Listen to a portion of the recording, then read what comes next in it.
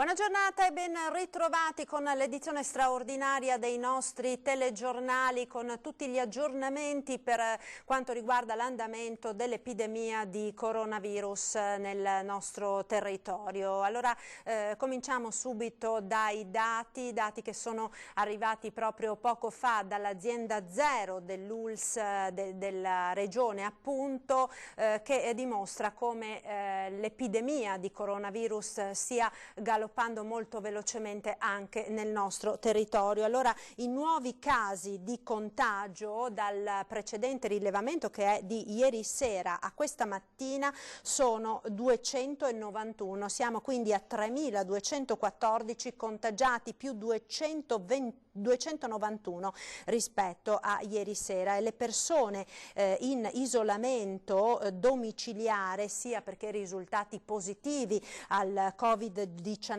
sia perché contatti di persone positive, sono quasi 10.000. Pensate, siamo a 9.419 persone in Veneto che sono in isolamento domiciliare. Per quanto riguarda i pazienti ricoverati in area non critica, siamo a 646 più 53 ricoveri, quindi rispetto a ieri sera, dei quali 195 sono ricoverati in terapia intensiva, più 18 rispetto a ieri, e purtroppo continuano a crescere anche i decessi. Abbiamo difatti da ieri sera ad oggi altre 5 persone che hanno perso la vita, una era ricoverata all'ospedale di Milano, una a Rovigo, una ad Asiago e 2 a Vicenza. Ma ritorniamo ai dati relativi ai contagi per capire anche come come sta progredendo all'interno del Veneto il virus. La provincia che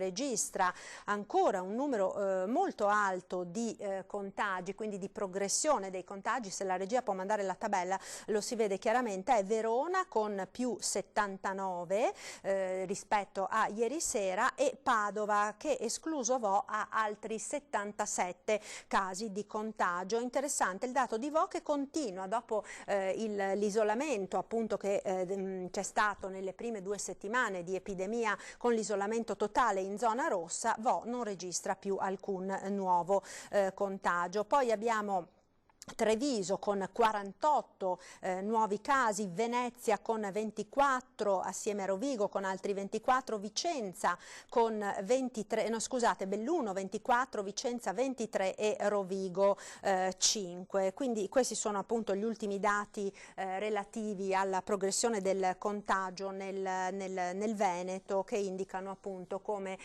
quell'algoritmo di cui tante volte abbiamo parlato nei giorni scorsi, che indica una progressiva e continua crescita esponenziale dei contagi, purtroppo si stia rivelando effettivamente corrispondente a quello che accade nella realtà. Tra poco alle 12:30 il Presidente della Regione Veneto darà un nuovo aggiornamento sia sui contagi sia sulle ultime novità, come ormai accade tutti i giorni dall'unità di crisi della Protezione Civile a Marghera, e tra poco noi ci dovremo collegare con la nostra Ilaria Marchiori che ci dà appunto qualche anticipazione su quelle che sono le novità di oggi. La vedo già collegata. Allora Ilaria, pronto? Ci sei? Ci vedi? Sì, io vi sento, voi Sì. ci siamo col collegamento? Ci siamo, ti vediamo e ti sentiamo. Benissimo, buongiorno allo studio. Buongiorno allo studio, buongiorno a tutti i telespettatori. Siamo qui davanti alla sede regionale della Protezione Civile a Marghera e siamo in attesa di incontrare il Presidente Zaia, che alle 12:30 aprirà il suo punto stampa, e oggi lo farà insieme al Presidente di Grafica Veneta Fabio Franceschi. Perché? Perché oggi si parla di mascherine, come era stato annunciato, arrivati arrivata l'ufficializzazione e soprattutto il via libera che stavamo ormai aspettando da giorni per poter iniziare una produzione interna, una produzione tutta veneta. Sappiamo insomma che Grafica Veneta nei giorni scorsi, ci sono state anche altre aziende, ma questa è stata la prima, hanno lavorato, come ha detto proprio lo stesso presidente Zaia, giorno e notte per cercare di capire come realizzare al meglio queste mascherine. Sappiamo che c'era stato un problema inerente ai materiali perché dopo più e più prove si sembrava non riuscire a trovare quello giusto, insomma quello che ottenesse l'ok da parte del Ministero della Sanità. Invece ora sembra essere arrivato, però tutti i dettagli sia sul materiale che sull'avvio della produzione, ma soprattutto poi su quella che sarà la distribuzione, ce li darà proprio a breve il governatore, tra meno di un'ora. Sappiamo però che per quanto riguarda la distribuzione, lo ricordiamo, ci sono delle priorità, le priorità sono tutti i sanitari, poi i medici di base che sono nel nostro territorio, insomma in Veneto 3.150 circa, e poi i dipendenti delle case di riposo e chi è risultato e chi risulta positivo al coronavirus. Dunque queste sono le priorità, poi vedremo mano a mano, ci spiegherà anche quale sarà la distribuzione e come verrà effettuata. Tutti i dettagli li daremo appunto tra poco. È una conferenza molto importante questa, perché va a rispondere alle tante domande che ci stanno facendo i cittadini, soprattutto in questi giorni in cui le mascherine non ci sono, non si trovano. Ci si sta inventando anche un sistema casalingo, chi l'ha fatta con la carta da forno, chi addirittura con le spalline dei cappotti, insomma vari sistemi, tutti possono essere d'aiuto, però sappiamo bene come devono essere questi dispositivi per essere assolutamente efficaci, e probabilmente tante di queste risposte ce le darà più tardi il governatore Zaia insieme al presidente di Grafica Veneta Franceschi, che sarà con lui. Io vorrei dire un'altra cosa molto importante per quanto riguarda il veneziano, perché oggi è il primo giorno della cosiddetta sforbiciata del trasporto pubblico locale, quindi a partire proprio dai tagli effettuati da ACTV, perché le linee di navigazione, quelle automobilistiche, sono state organizzando seguendo proprio quello che è il criterio essenziale che viene utilizzato nei giorni di sciopero.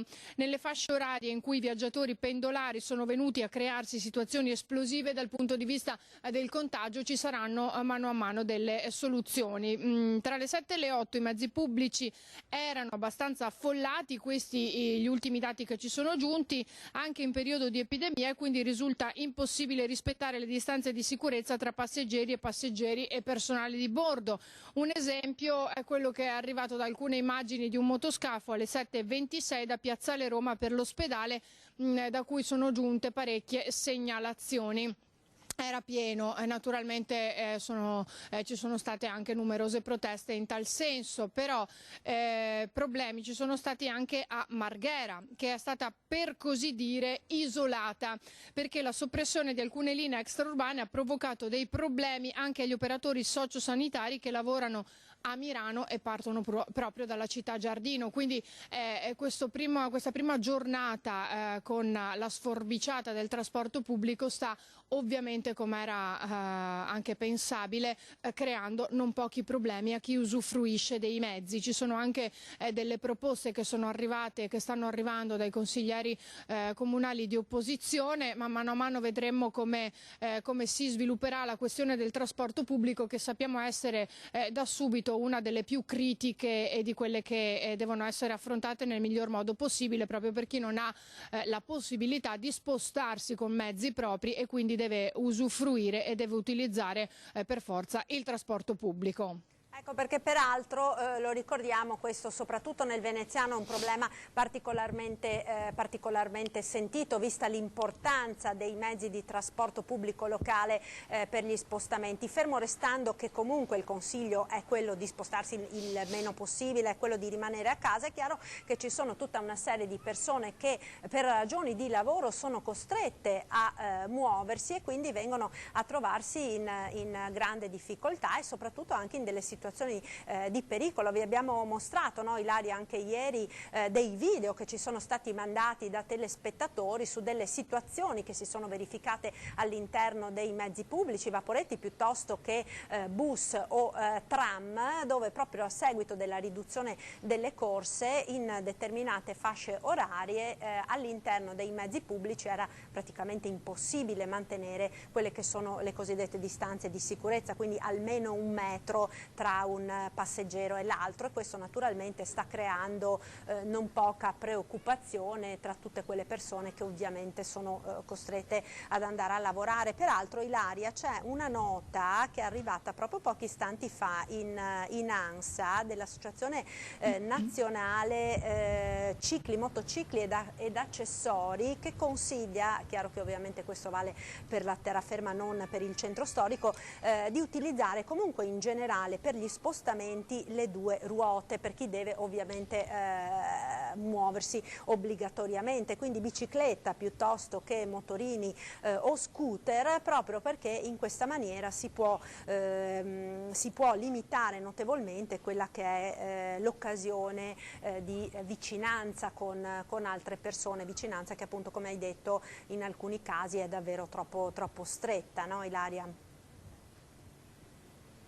Sì, questo è un ottimo suggerimento, e tra l'altro è da più settimane che lo si propone, potendosi spostare attraverso, insomma, le 2 ruote. Sarebbe il più consigliabile. Tra l'altro, a questo proposito vorrei anche dire una cosa, proprio da questa mattina. È vero che noi ieri abbiamo visto video di mezzi affollati, li abbiamo visti sia nei servizi del nostro telegiornale che poi durante anche le nostre fasce di diretta straordinaria, ma è pur vero che continuano ad arrivarci segnalazioni da telespettatori fedelissimi da varie zone del Veneziano, Mestre, Marghera, questa mattina Carpenedo, addirittura zona di Parco Catene, che ci sono persone che continuano ad uscire palesemente senza averne necessità. Allora, questa è una cosa che noi non possiamo stancarci di ripetere e dobbiamo continuare a ribadire. Non uscite per passeggiare, cioè non uscite se non è strettamente necessario, non fate come ha chiesto anche il governatore Zaia, in modo di dover andare al supermercato 4 volte in un giorno. Cercate di farvi una lista che sia quella, in modo da muovervi il meno possibile. Non approfittate della scusa del supermercato o della farmacia per continuare ad uscire, perché così non solo fate il vostro male, ma fate anche il male di chi vi sta intorno, poi dei vostri familiari. Bisogna continuare a battere, insomma, fortemente su questo concetto, perché è capibile che anche con queste giornate di sole la voglia di uscire sia tanta, anche per chi ha bambini in casa, per chi magari ha una casa più piccola, perché la noia può essere tanta, ma bisogna portare assolutamente pazienza, tenere duro, perché questo è fondamentale. Non uscire di casa in queste giornate, in queste settimane è fondamentale. Bisogna continuare a ripeterlo, perché arrivano segnalazioni frequenti di persone che si trovano al parco, che si proprio distendono sull'erba, per esempio a prendere il sole. Ora non ci sono state documentate con dei video, ma questi telespettatori continuano a mandarci messaggi, a mandarci mail per segnalarci queste situazioni di persone che escono di casa palesemente senza averne necessità. Infatti ce ne abbiamo tantissime anche qua in redazione. Peraltro ci sono dei video che ci sono arrivati proprio da Venezia. La regia può anche mandarlo in onda se vuole. Al punto 11 della nostra scaletta abbiamo i video proprio che ci sono stati inviati da alcuni telespettatori, dei controlli da parte delle forze dell'ordine in centro storico, ma anche di gente che beatamente fa jogging tra Calli e Campielli. Eccoli qua, li state appunto vedendo, non sono pochi, insomma, che vanno a correre nonostante, l'abbiamo detto, sia fortemente sconsigliato, proprio perché crea delle occasioni ulteriori di diffusione del contagio, e quindi lo stanno dicendo un po' tutti, no? Nonostante nel decreto governativo non sia esplicitamente vietata l'attività fisica all'aperto, purché ovviamente non ci siano assembramenti, purché ci si trovi in luoghi isolati e tutte le altre prescrizioni che abbiamo già detto e ridetto detto un sacco di volte, da tutti i sindaci del nostro territorio arriva proprio l'appello ad evitare, tant'è che in molti con delle ordinanze comunali hanno per esempio chiuso determinate zone come i parchi pubblici o altre aree verdi, eppure in tanti continuano a segnalarci appunto casi di persone che non rispettano queste indicazioni. Ilaria, allora io ti ringrazio intanto per questo collegamento. Noi ci ricollegheremo quindi più tardi, intorno a mezzogiorno e mezzo, abbiamo detto la conferenza stampa, il punto stampa del governatore Zaia, che farà il punto sulle mascherine, quindi quella di oggi è una cosa sicuramente molto importante e alla quale la gente tiene particolarmente, proprio perché è una caccia a questi dispositivi di protezione individuale veramente in tutto il paese e non si trovano da nessuna parte, quindi la produzione made in Veneto di queste mascherine è sicuramente una notizia molto, molto attesa da tutti. Volevi aggiungere qualcosa, Ilaria? Sì, a questo proposito, Marta, mi permetto di dire che è un risultato brillante raggiunto proprio dalla nostra regione, perché non è da tutti, perché sono riusciti ad attivarsi da subito, e ribadiamo sempre il fatto che questo lo si sta facendo tutto a spese regionali, per cui è importante, è fondamentale anche questo aspetto, e soprattutto l'aspetto, come aveva detto lo stesso Presidente Zaia, di quella che è stata la creatività, le varie proposte di tanti imprenditori che si sono attivati da subito, non appena si è capita qual era l'emergenza data la mancanza di queste mascherine, ma soprattutto l'essenzialità di questo presidio, che come sappiamo all'inizio era stato detto non essere invece essenziale, e invece ora si è capito che è una delle cose fondamentali insieme ai respiratori automatici. Quindi è importante sottolineare anche questo risultato della regione nell'avvio della produzione di mascherine proprio tutta interna, nella speranza che si riesca a distribuirle il prima possibile. Ecco, sicuramente. Allora ci colleghiamo più tardi alle 12:30 al punto stampa del governatore Zaia. Grazie a Ilaria e al tecnico, che credo sia Sandro Ponchio, giusto Ilaria? Sì, allora grazie Ilaria, grazie Sandro, torniamo a collegarci più tardi. Noi ora vediamo intanto, proprio perché dicevamo l'importanza dei tamponi e dei test sulla popolazione. Il Veneto sostanzialmente ha lanciato, e l'abbiamo sentito più volte, insomma, questa campagna di tamponi molto forte, insomma non possiamo dire a tappeto, perché ovviamente ci è stato spiegato più volte sarebbe impossibile farli a tutta la popolazione, ma comunque una campagna sicuramente potremmo dire a tamburo battente, a cominciare naturalmente da tutto il personale sanitario, quindi da medici, ospedali, OS, per poi procedere nelle case di riposo fino ad arrivare alle persone comuni, insomma alle persone ovviamente non sintomatiche, che potranno essere sottoposte a tampone, proprio per cercare di andare ad individuare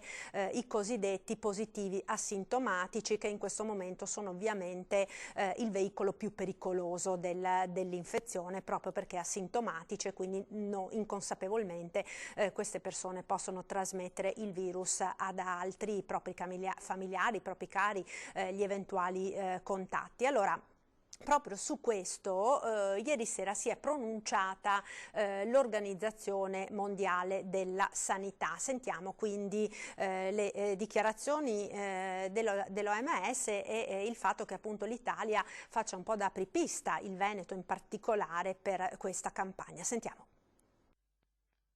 C'è una raccomandazione specifica di aumentare ulteriormente il numero di test a favore del personale sanitario esposto in prima linea. Queste sono persone a cui va garantito un monitoraggio continuo, in modo tale di poterle supportare per quanto riguarda l'eventuale positivizzazione.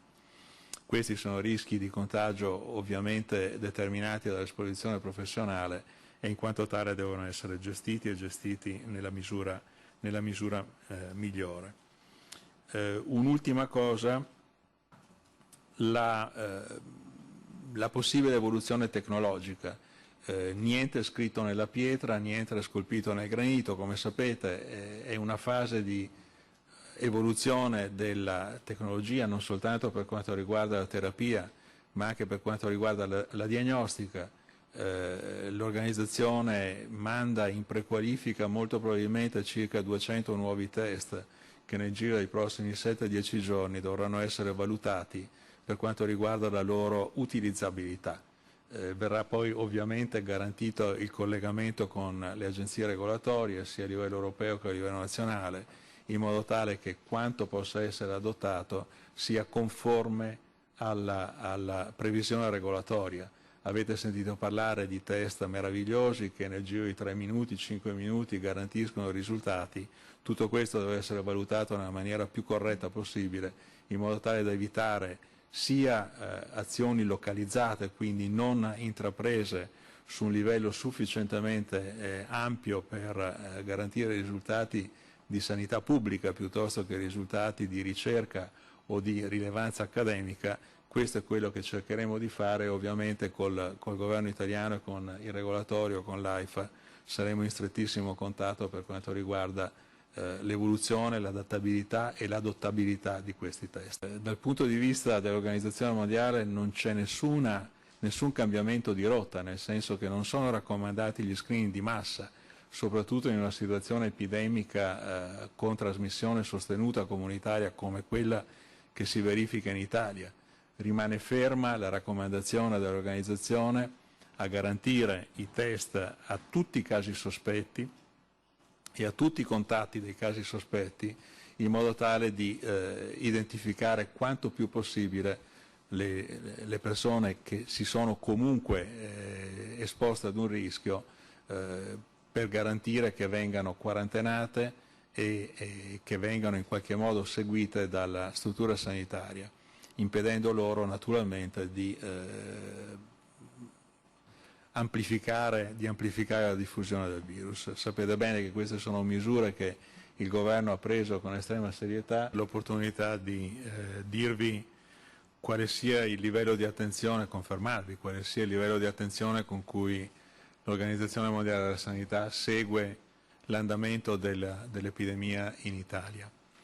Avete sentito nei giorni passati il direttore generale esprimersi con estremo favore rispetto agli sforzi fatti e messi in campo e dare ancora una volta solidarietà alla gente, alla popolazione italiana che sta con estrema coesione sociale per una volta sta rispondendo in maniera eccezionale ad uno sforzo eccezionale. L'OMS guarda quello che accade in Italia anche perché sapete bene che negli altri paesi europei, dopo un'iniziale negazione del problema, il problema essendosi manifestato in tutta la sua concretezza ha obbligato questi paesi a prendere provvedimenti che ricalcano quanto già avvenuto in Italia. L'epidemia segue di 5-8 giorni negli altri paesi quanto accaduto in Italia, quindi è evidente come l'Italia sia in qualche modo l'apripista in una situazione ancora poco conosciuta, inizialmente ignota, di una serie di azioni e attività che vanno ovviamente valutate e vanno comprese fino in fondo nel loro impatto sul contenimento dell'andamento epidemico. Tutto questo si manifesta anche con una strettissima collaborazione tra i livelli dell'Organizzazione Mondiale della Sanità e il governo italiano, quindi non soltanto il quartier generale a Ginevra, ma anche l'ufficio regionale di Copenaghen che è in questo momento collegato quotidianamente con il Ministero della Salute. Io sono qui per rappresentare entrambi i contatti, sia con Ginevra che con Copenaghen, in modo tale di garantire che ci sia continuità nella collaborazione, un linguaggio comune e per quanto possibile la mobilitazione delle risorse dell'Organizzazione Mondiale per garantire al governo italiano il supporto e l'assistenza necessari. Ecco, avete sentito quindi la conferenza stampa dell'Organizzazione Mondiale della Sanità. Noi ritorniamo ora nel Padovano per fare il punto su Merlara, questo comune dove c'è grandissima apprensione dopo che si sono scoperti dei casi di positività all'interno della casa di riposo. L'intero paese, insomma, è blindato e sorvegliato speciale. Sentiamo quindi il servizio che ci manda la nostra redazione di Padova.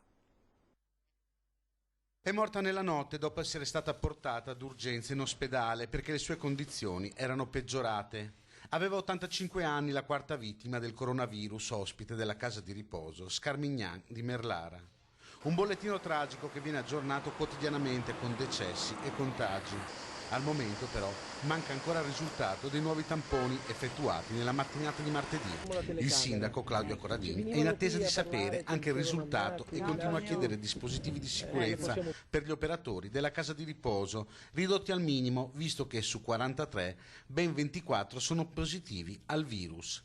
Le vittime nel Padovano ieri in totale sono state 4, oltre all'anziana ospite della casa di riposo di Merlara. In ospedale a Padova è morto un 82enne di Altichiero e a Schiavonia sono morti un 82enne di Monselice e un 81enne di Limena. Ecco, sulle case di riposo quindi c'è particolare preoccupazione in questi minuti. Alcuni aggiornamenti ci arrivano anche dal Bellunese con particolare riferimento alla casa di riposo di Puos dal Pago. Ci aggiorna allora al telefono la collega Tiziana Bolognani. Tiziana, buongiorno. Sì, buongiorno a voi da Belluno. Cominciano ad aumentare i casi di positività in provincia, il dato sta allarmando i cittadini, il motivo è semplice ed è il raffronto tra il numero di contagi e la popolazione che si aggira attorno ai 200.000 abitanti. Il bollettino di oggi, 140 i casi positivi, 24 in più rispetto a ieri, 27 le persone ricoverate in area non critica, 7 in più rispetto a ieri al San Martino di Belluno e 10 a Feltre, una in più rispetto a ieri. 4 le persone ricoverate in terapia intensiva che, come vi abbiamo riferito ieri, sono pazienti che arrivano dagli ospedali della provincia di Treviso. Ma il dato preoccupante di oggi è la situazione della casa di riposo di Puos dal Pago, dove, come riferisce il settimanale diocesano L'Amico del Popolo, che ha preso la notizia da fonte regionale, ci sono ben 13 persone positive al coronavirus. Ieri il direttore dell'ULSS Dolomiti, Adriano Rasi Caldogno, in conferenza stampa ha fatto solo un fugace cenno alla preoccupazione per le case di riposo. La situazione invece appare grave, almeno nella struttura di Puos, e probabilmente non sarebbe l'unica. L'altra notizia che preoccupa è la chiusura della stazione del soccorso alpino della Guardia di Finanza di Auronzo, dove un finanziere è stato trovato positivo. Tutto il personale si trova in isolamento fiduciario domiciliare. I sindaci sono in allerta. Poco fa il primo cittadino di Cortina su Facebook ha scritto di aver ricevuto questa mattina dal Dipartimento di Prevenzione dell'ULSS di Belluno il nuovo bollettino con l'esito dei tamponi eseguiti ad alcuni cittadini residenti nel comune. Ad oggi risultano 4 persone positive al Covid-19. Ghedina scrive che l'ULSS di Belluno ha assunto ogni precauzione, disponendo l'isolamento dei pazienti e attuando un rigido protocollo. Si tratta di notizie con tutta evidenza che ci devono indurre a comportamenti ancora più severi e attenti per evitare la diffusione del virus. Stare a casa non è un invito ma un obbligo anche per i turisti. E nel Bellunese oggi è davvero giornata di fortissime polemiche dopo le dichiarazioni del presidente Zaia, che nella conferenza stampa di ieri ha detto che mai un turista sarà allontanato, anzi è il benvenuto. Una frase che ha scatenato feroci critiche da parte dei sindaci, che ripetutamente stanno chiedendo ai proprietari delle seconde case di evitare spostamenti in questo periodo. C'è da dire che il governatore ieri ha risposto ad una domanda, chi gli ha chiesto di commentare le parole del presidente della provincia di Bolzano, Arno Compaccer, che è stato chiaro sulla posizione dei non residenti invitati a tornare a casa. siamo preoccupati, ha detto il Presidente altoatesino, di poter garantire la copertura sanitaria per tutti. Ed è questa la linea anche del Veneto, che ha invitato il Governo a fare chiarezza sul DPCM del 9 marzo, proprio in relazione alla possibilità di poter garantire cure a tutti. Il concetto è che il turista che non ha la residenza nei luoghi di villeggiatura non può avere il medico di base e quindi, in caso di necessità, non c'è la possibilità reale e concreta di potergli garantire l'assistenza sanitaria. Da Belluno è tutto, a voi. Grazie allora a Tiziana Bolognani per questi aggiornamenti da Belluno. Noi ora ci colleghiamo via Skype con il presidente dell'ACI di Treviso, il dottor Michele Beni, per dare risposta a tante telefonate che ci sono arrivate in redazione da parte di telespettatori in apprensione perché hanno per esempio la patente che scade, che in scadenza appunto in questi giorni, piuttosto che la revisione dell'auto. Ovviamente è molto difficile riuscire a trovare esercizi nei quali poter in qualche maniera riuscire a provvedere a queste incombenze burocratiche, dalla visita medica per la patente piuttosto che per la revisione dell'auto. Quindi per dare una risposta ci colleghiamo con il presidente dell'ACI, Michele Beni. Buongiorno Presidente, ci sente? Allora, cominciamo con le risposte, voi mi sentite? Sì, la sentiamo molto bene, grazie.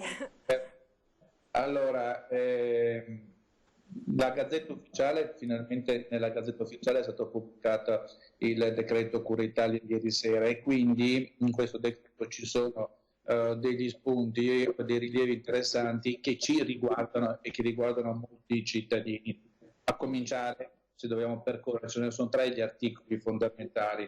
Il primo è l'articolo relativo, ed è l'articolo 92, relativo alla revisione dei veicoli, che è uno dei problemi che molti cittadini ora si trovano ad affrontare non sapendo e non avendo la garanzia di poter circolare laddove consentito per le esigenze che sappiamo con il proprio veicolo. L'articolo 92, precisamente il comma 4, prevede l'autorizzazione alla circolazione fino al 31 ottobre 2020 di tutti quei veicoli che dovrebbero essere sottoposti a revisione entro il 31 luglio. Che cosa vuol dire? Vuol dire che se io adesso mi trovo con un veicolo che dovrei revisionare, poi perché è la prima revisione oppure la seconda revisione nell'arco temporale, quindi marzo 31 luglio, non mi devo preoccupare perché so che posso circolare laddove si potrà circolare o per le esigenze che sappiamo fino al 31 ottobre del 2020. Questo per quanto riguarda la revisione dei veicoli. Per quanto riguarda invece la validità della patente di guida, c'è l'articolo 104 di questo ultimo decreto legge, l'articolo 104 che ha prorogato la validità di tutti i documenti di riconoscimento e quindi anche della patente di guida fino al 31 agosto 2020. Tutti quindi quei documenti di riconoscimento, mi riferisco alla patente di guida, scaduti o in scadenza dopo l'entrata in vigore ancora della legge, del decreto legge numero 6 del 23 febbraio, vale a dire che se mi scade la patente in questi giorni o mi è scaduta il 23 febbraio o mi scadrà nei prossimi giorni, io so che la mia patente di guida rimarrà valida fino al 31 agosto del 2020. Un altro articolo, ed è l'ultimo che ci riguarda di questo decreto pubblicato ieri sera, è il 125, il secondo comma, che riguarda invece le polizze assicurative, le RC Auto. Le RC Auto, qui per la verità la norma dice una proroga rispetto alla scadenza di ulteriori 15 giorni rispetto ai 15 giorni di tolleranza, vale a dire che supponiamo mi scade l'RC Auto oggi, io posso prorogare la possibilità di beneficiare della copertura e quindi avere la protezione per ulteriori 30 giorni e non 15 giorni. Questo vale e troverà applicazione fino al 31 luglio 2020, vale a dire che al 30 luglio io mi trovo che mi scade la polizza, una copertura di 30 giorni, è una previsione normativa che per la verità già molte compagnie, moltissime compagnie hanno adottato, addirittura agevolando ulteriormente il cittadino che ha contratto questa polizza RC8. Questi sono i 3 articoli contenuti nel decreto e che più ci riguarda. Se poi vogliamo affrontare, per esempio, la questione degli esami di guida, teoria e pratica della guida, e così la validità dei fogli rosa, dobbiamo sapere che tutto è prorogato, lo stesso foglio rosa vale fino al 30 giugno del 2020. Così anche gli esami, teoria e pratica, in programma entro il 30 aprile, questi si dovranno tenere entro il 30 di giugno. Ecco, quindi dottor Beni, ricapitolando proprio sinteticamente per sì, punti, no? Così chi da casa ci sta seguendo si può segnare. Allora, primo, per quanto riguarda revisioni delle auto, prorogato fino alla fine ad ottobre. Certo. Per quanto riguarda la revisione delle auto. Revisione delle auto, quindi in scadenza c'è tempo fino ad ottobre. Patenti di guida?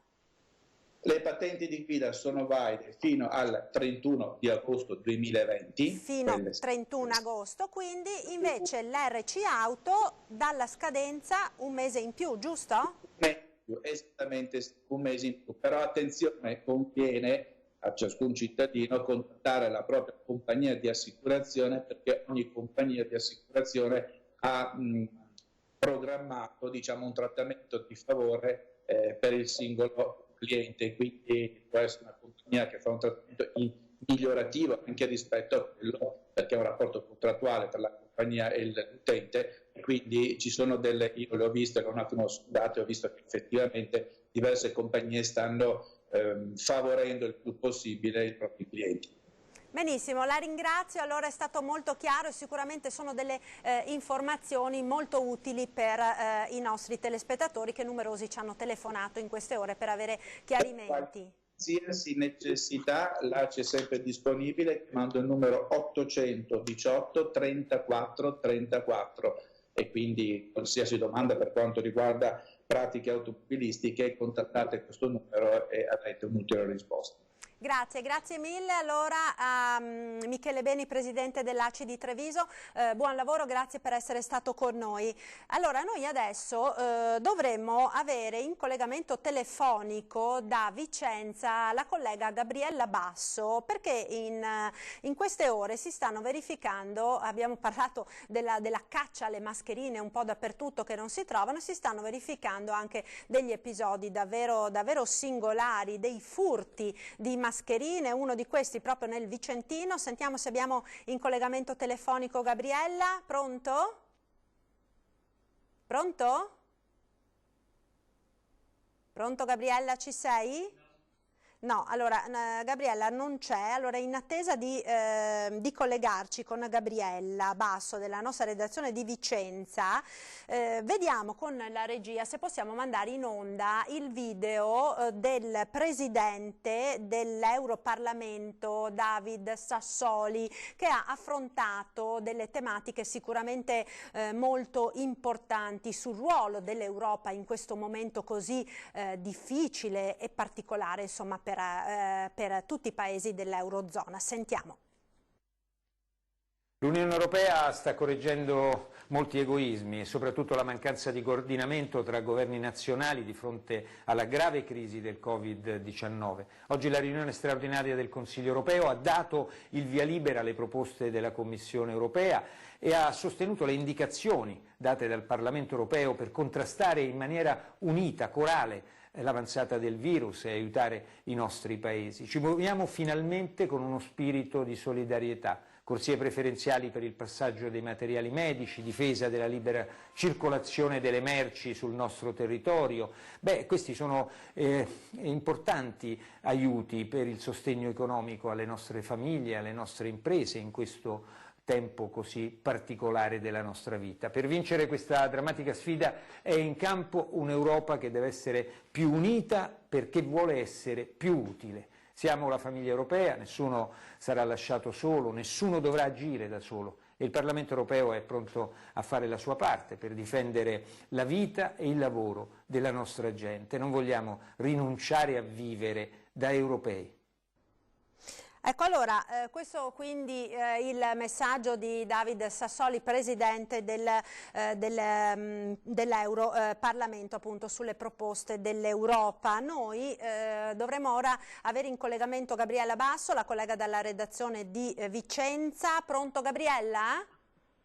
Sì, pronto Marta, sì, qua. Ciao Gabriella. Allora abbiamo sentito insomma questo problema enorme dell'approvvigionamento di mascherine. Oggi dovrebbero esserci anche finalmente delle importanti novità che verranno comunicate dal presidente della regione Zaia proprio su una produzione made in Veneto di mascherine, ma intanto si stanno anche verificando degli episodi, oltre che di sciacallaggio per quelle poche che ancora ci sono in giro vendute a prezzi esorbitanti, anche di furti. Che cosa è successo nel Vicentino?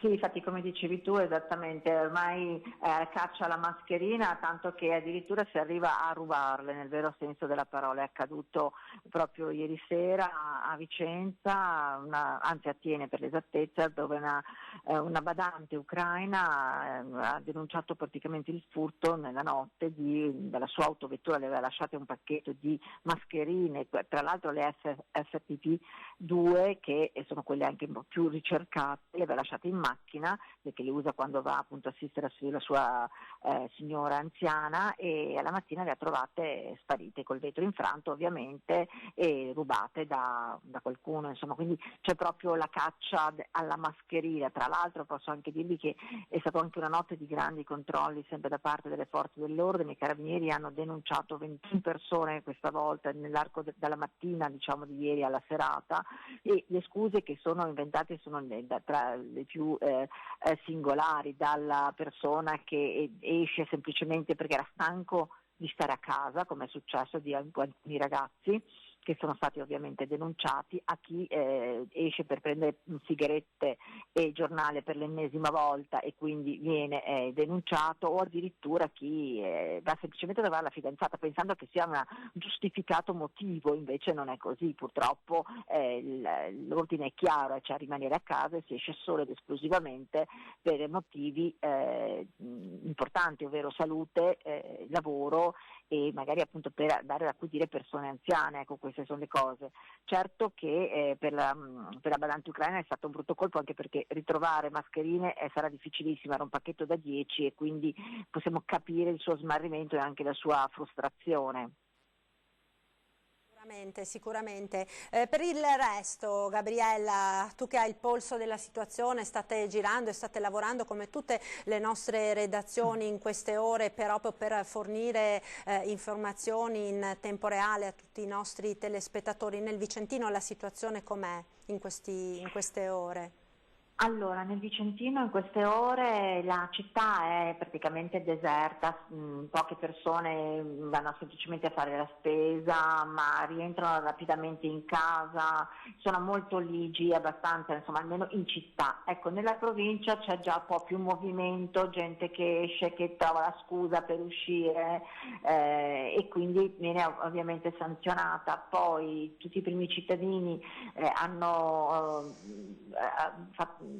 elaborato misure, diciamo, sempre più strette per evitare che i propri concittadini escono, dalla chiusura di tutti i parchi, la chiusura dei cimiteri da Vicenza a Valdagno, in modo che appunto siano il più possibile limitate le uscite da casa. Però c'è molto rigore anche da parte dei cittadini, devo dire.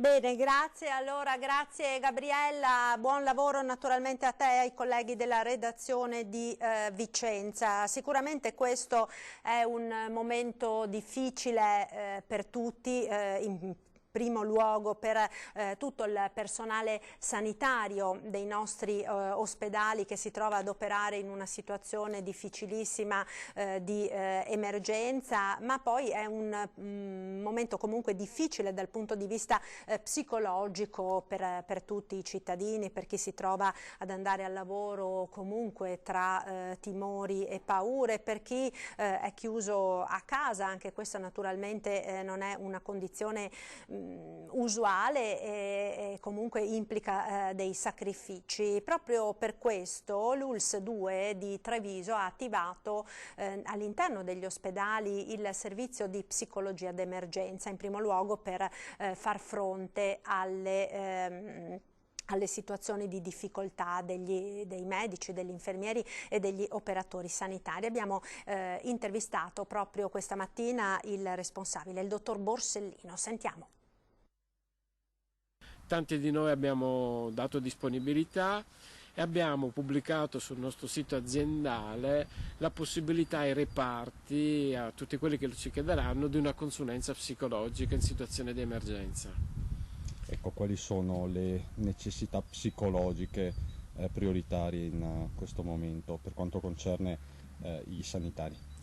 Allora, per quanto riguarda chi è in prima linea, la grande angoscia di venire infettati, la grande angoscia e paura di portare il virus a casa alle proprie famiglie e soprattutto l'attenzione di questo nemico invisibile che crea tanta paura e quindi anche tanta angoscia. E diamo una copertura per tutte le giornate della settimana. Siamo preparati, abbiamo fatto corso di formazione intorno alla psicologia dell'emergenza, c'è un approccio psicoterapico che si chiama EMDR, che è una tecnica che si utilizza nei casi di trauma o nei casi di forte stress. In questo momento questo nemico invisibile sta creando tanta angoscia all'interno delle famiglie, quindi tanti timori. C'è chi aumenta con disturbi di tipo ossessivo-compulsivo e quindi l'attenzione cresce ed essere chiusi in casa, non poter uscire con questa attenzione a volte può diventare esplosivo. Che consigli pratici si sente di dare ai trevigiani e ai veneti? Approfittiamo di questo momento, è come se la vita ci chiedesse di fare una pausa, un pit stop, stiamo un po' più tranquilli, riflettiamo un po' di più, facciamo un'analisi un po' di tutto quello che facciamo nella quotidianità e aumentiamo i nostri livelli di consapevolezza, che vuol dire come ci comportiamo, come stiamo con gli altri, come possiamo migliorare la nostra vita. I ragazzi, i bambini, gli adolescenti, come stanno vivendo questo momento? Beh, gli adolescenti stanno negando un po' la cosa. Io ho 2 figli adolescenti, sono preoccupati, sono angosciati, ma stanno avendo quell'atteggiamento superficiale, cioè apparentemente superficiale, come dire la cosa non ci tocca, non ci riguarda, però si sente che sono preoccupati. Ai bambini va spiegato tutto al loro livello e con le giuste parole, ma gli va spiegato che comunque si sta affrontando una situazione di emergenza, che facendo le cose giuste si può anche, come dire, si può soprattutto essere positivi. E gli anziani? Gli anziani è il vero problema, perché se gli adolescenti riescono in qualche modo a rapportarsi tramite i social, sono in continua comunicazione, si guardano, si vedono attraverso le chat, eccetera, eccetera, agli anziani in questo momento sta mancando il canale di socializzazione principale, che per esempio uscire, andare a prendere il pane, il giornale, incontrare gli amici, farsi una partita a carte. Ecco, dovrebbero cercare di utilizzare più anche loro i social e cercare, come dire, di implementare in altro modo le forme di socializzazione.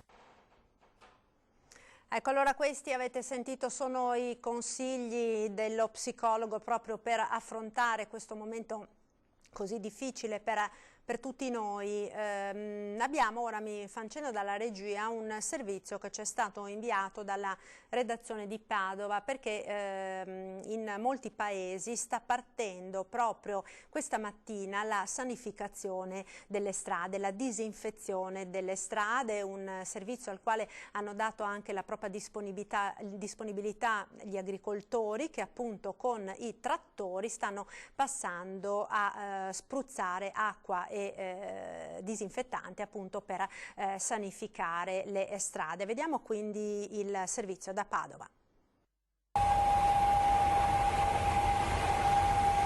Hanno iniziato al mattino presto dopo aver caricato nei loro serbatoi acqua e candeggina. Il sindaco di San Giorgio delle Pertiche ne ha ordinati 3.000 litri che vengono diluiti nell'acqua. Poi, con gli irroratori, barre e nebulizzatori installati sui trattori, via la disinfezione delle aree pubbliche, strade, piste ciclabili, piazze. Partiamo con 5 mezzi stamattina guidati da 5 giovani imprenditori agricoli che sanificheranno le nostre strade con un composto di acqua e un 4-5% di candeggina. E questo è appunto possibile grazie a questa sinergia, a questa iniziativa voluta da Coldiretti, che parte proprio oggi da San Giorgio delle Pertiche e che arriverà anche in tutti gli altri comuni qua del circondario nei prossimi giorni. La prima task force di Coldiretti è composta da 5 agricoltori volontari, tutti under 30, partiti dallo stadio comunale di San Giorgio delle Pertiche con i loro trattori sotto la supervisione di sindaco, vigili urbani e protezione civile. Adesso passiamo con i trattori che di solito utilizziamo per i carri per disinfettare le strade, i comuni, le piste ciclabili. Siamo qui nel comune di San Giorgio delle Pertiche per affrontare questa emergenza coronavirus e dare un contributo con le nostre macchine per sanificare le strade. Siamo felici di essere qua a dare una mano fare il nostro bisogno, insomma, per il nostro comune. Speriamo di fare il meglio possibile, speriamo che questa epidemia passi e mi auguro tutto il meglio. I trattori possono operare nelle città e nei paesi, riuscendo a raggiungere anche le aree più interne e difficili, dove i mezzi industriali sono in difficoltà per le ridotte dimensioni delle carreggiate e per le pendenze delle strade. Una mobilitazione che rafforza l'impegno degli agricoltori in questo difficile momento di emergenza, con oltre 60.000 aziende agricole venete impegnate per garantire continuità delle forniture alimentari alla popolazione. Una comunità che si dimostra sempre più unita, sempre più all'altezza di fronteggiare questa emergenza con tutte le forze in campo, e questa è veramente una bella dimostrazione. Ecco, quindi questo quanto sta succedendo in queste ore a Padova, l'avete sentito, quindi con gli agricoltori che stanno dando una mano ai nostri operatori della protezione civile proprio per la disinfezione delle strade. Vi rendo noto ora anche un appello che è stato proprio condiviso in questi minuti dall'assessore regionale alla protezione civile del Veneto Giampaolo Bottaccin, un'allerta, un avviso appunto di massima attenzione a tutti i cittadini, perché ci sono, l'abbiamo già detto nei giorni scorsi, ma evidentemente continuano questi sciacalli, non possiamo chiamarli diversamente, che si presentano alla porta soprattutto delle persone anziane dicendo che sono mandati dalla Regione del Veneto per effettuare il tampone per il controllo del coronavirus. Ebbene, non aprite, si tratta di truffatori, quindi in questo caso chiamate il 112 oppure il 113, quindi lo ricordiamo, sì, è vero che parte questa campagna di tamponi, ma sicuramente non è questo il modo con il quale viene effettuata, per cui mi raccomando massima attenzione, proprio perché si tratta di truffatori che approfittano di questa situazione, di queste paure dei cittadini per truffare. Peraltro continuano anche ad esserci segnalazioni di controlli da parte della polizia locale per il rispetto naturalmente di quelle che sono le ordinanze in vigore relativamente alle uscite di casa piuttosto che alle aperture, cioè alle chiusure dei negozi. In particolare a Rovigo sono state controllate 40 persone e 120 esercizi commerciali. Uno è stato denunciato, si tratta di una persona che era in una pista ciclabile seduta e peraltro al momento di controllo ha presentato anche dei documenti falsi, per cui quest'uomo è stato denunciato. Gli esercizi commerciali invece controllati, ben 120, erano tutti in regola, testimonianza quindi di come i commercianti siano molto ligi, insomma, nel rispetto di quelle che sono le normative, le nuove normative contro la diffusione del contagio. Allora c'è anche un'altra notizia che in queste ore fa ben sperare e che sicuramente molti stanno attendendo con trepidazione, soprattutto negli ospedali, ed è quella dei farmaci per la cura delle infezioni da coronavirus. Ebbene, in Italia sta partendo una sperimentazione di un particolare farmaco che viene utilizzato per la cura dell'artrite. Sentiamo quindi come funzionerà questa sperimentazione nella conferenza stampa dell'AIFA, l'Associazione Italiana dei Farmaci. Sentiamo.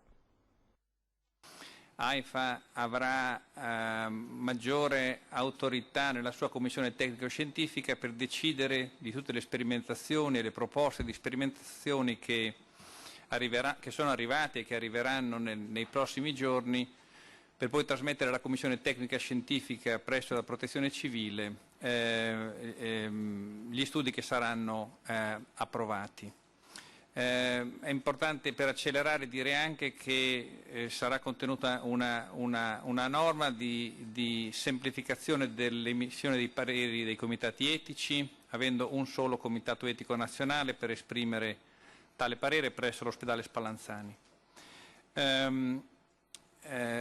Giovedì scorso abbiamo approvato la prima sperimentazione clinica con un nuovo antivirale. I giornali gli hanno dato notizia che è il Remdesivir, con 2 studi sperimentali, cioè randomizzati e comparativi, e anche un uso compassionevole del farmaco. Questo protocollo è già attivo. Oggi annunciamo, c'era molta attesa perché i giornali ne hanno parlato molto anche in termini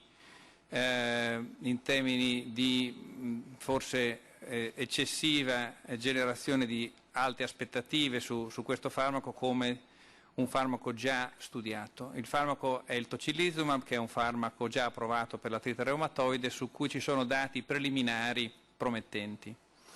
Si è impostato un ampio studio di fase 2 per valutarne l'efficacia e la sicurezza su 330 pazienti. Lo studio partirà giovedì prossimo e ha lo scopo di rapidamente valutare il possibile impatto del farmaco. Ecco, allora questa avete sentito la sperimentazione di questo farmaco sui pazienti malati di infezioni da coronavirus, tra l'altro una sperimentazione che è partita anche all'ospedale di Treviso con una decina di pazienti. Ne parleremo dopo, appena riusciremo a collegarci con il professor Agostini, direttore del Dipartimento di Medicina Interna. Nel frattempo però si moltiplicano le ordinanze dei comuni per evitare che le persone escano di casa per andare a camminare, a passeggiare, a frequentare aree verdi piuttosto che piste ciclabili, arenili e litorali. È quanto disposto proprio questa mattina dal sindaco di Rosolina, che abbiamo, ce l'abbiamo in collegamento telefonico, Franco Vitale. Sentiamo allora il sindaco. Pronto, sindaco, buongiorno. Sì, buongiorno a tutti e buon lavoro. Grazie. Sì, lei giustamente ha detto che le ordinanze si moltiplicano. Noi abbiamo ritenuto che, vista il notevole sforzo che si fa in questo momento da parte di tutte le strutture sanitarie, dalle forze dell'ordine, di far capire alla gente che non si deve più scherzare, ma dobbiamo prendere la cosa seriamente, e quindi tutti quelli che sono stati gli inviti fatti fino ad ora sono così purtroppo in parte delle persone state prese alla leggera. Quindi questa nuova ordinanza è proprio per dare il segno e il significato dell'importanza che tutti devono capire che bisogna rimanere a casa, a meno che non ci siano motivi di urgenza, perché la gente non può andare 3 volte al giorno a fare la spesa al supermercato oppure girare per la piazza perché deve fare movimento e spostarsi da una parte all'altra del paese senza motivo. Allora abbiamo fatto questa restrizione proprio per evitare questo movimento inutile per tutta la cittadinanza. Quindi per coloro che hanno gli animali da compagnia... Sindaco, io la ringrazio, la interrompo, magari ci risentiamo più tardi per questo, perché sta per iniziare a parlare il governatore Zaia nel punto stampa e ci sono delle importanti novità per quanto riguarda il nostro territorio, quindi ci risentiamo dopo, Sindaco. Grazie intanto e buon lavoro. Andiamo quindi in diretta con la conferenza stampa del governatore. Subito il bollettino. Saluto tutti e saluto anche tutti coloro che sono in diretta, so che ci sono molte dirette. E in questo momento abbiamo 3.214 persone che sono positive in Veneto, 9.500 persone isolate grazie ai test, quindi siamo in isolamento fiduciario con 9.500 persone, abbiamo 646 persone ricoverate, 195 in terapia intensiva, 167 dimessi e 94 decessi. Come vedete non c'è da cantare vittoria, è un bollettino che ogni giorno ha il suo modesto incremento. Ai veneti dico ancora di non abbassare la guardia e li ringrazio tutti i veneti per il grande sacrificio che stanno facendo, sicuramente a tutela della propria salute, ma anche a tutela di quello che è la salute della comunità, perché questo gesto di isolamento fiduciario, di messa in quarantena fiduciaria, di non uscire di casa, di stare in casa, penso ai tanti ragazzi che ringrazio e saluto, è sicuramente un sacrificio, ma anche la volontà di pensare anche a chi è più debole di noi, chi è in condizioni di salute di certo non perfette, penso ai tanti anziani. Noi non siamo la comunità che pensa che gli anziani siano un residuo del sociale, gli anziani sono coloro che oggi ci permettono di vivere in questo Veneto, quindi gli anziani vanno rispettati, vanno tutelati, vanno curati assieme a tutte le fasce deboli. Pensate ai bimbi immunodepressi, abbiamo pubblicato un video toccante della Teen Zone, della clinica oncoematologica con tutti i ragazzi, i teenager che hanno avuto malattie oncologiche, che fanno appello agli altri coetanei e tutti dicendo dateci una mano, noi non possiamo incontrare il coronavirus, fate in modo che non si diffonda. Ovvio è che l'appello che faccio è quello di restare in casa, di farlo il più possibile, di fare in modo che si esca solo per motivi validi, che sono quelli ovviamente lavorativi e che sono i motivi magari indifferibili, che sono quelli di andare a trovare una persona in cura o avere altri impegni indifferibili. Ringrazio tutti quelli che stanno lavorando, il mondo della sanità, non finirò mai di ringraziarlo, tutti coloro che si stanno dando da fare, i volontari, i tantissimi volontari, penso a quelli che vanno dagli anziani a portare la spesa, penso a tutti coloro che assistono disabili, insomma a tutti coloro che fanno un'attività di volontariato oltre a coloro che nella sanità lavorano. Abbiamo ancora, ed è motivo oggi di essere qui, dopo ovviamente l'organizzazione di questa conferenza stampa è presto detta, insomma, che io poi mi zittirò, rispondo alle domande e poi passo la parola a Fabio Franceschi, che saluto, titolare di Grafica Veneta, perché oggi noi vogliamo presentare la soluzione alla Veneta di un problema che è un problema cruciale. Qualche giorno fa Fabio Franceschi mi ha chiamato e mi ha detto voglio fare qualcosa per la mia comunità, voglio fare qualcosa per i cittadini, voglio fare qualcosa per il Veneto, ho capito che mancano le mascherine, cerco di modificare parte del mio processo produttivo e voglio capire se riusciamo a fare qualcosa che sia un elemento di protezione individuale. Direi che Fabio Franceschi con tutto il suo staff ha lavorato tanto, giorno e notte, ne sono state buttate via tante di prove, di mascherine, di cose che andavano ma non funzionavano eccetera, è arrivato secondo me a una soluzione unica, è riuscito a industrializzare in un processo produttivo la produzione di questi elementi che poi presenteremo, è riuscito a metterle in funzione in produzione in grande scala, è riuscito a fare quello che molti non sono riusciti a fare. Quindi io veramente ringrazio Fabio Franceschi, Grafica Veneta, per quello che ha fatto e anche per la donazione che ha deciso di fare, 2 milioni di pezzi ai veneti. Noi li distribuiremo, oltre a quelle che andremo a comprare, le distribuiremo gratuitamente tramite la protezione civile a coloro che magari non hanno avuto modo di approvvigionarsi, no? Sembra strano, no? In un mondo nel quale si dice che i veneti e gli italiani sono i più grandi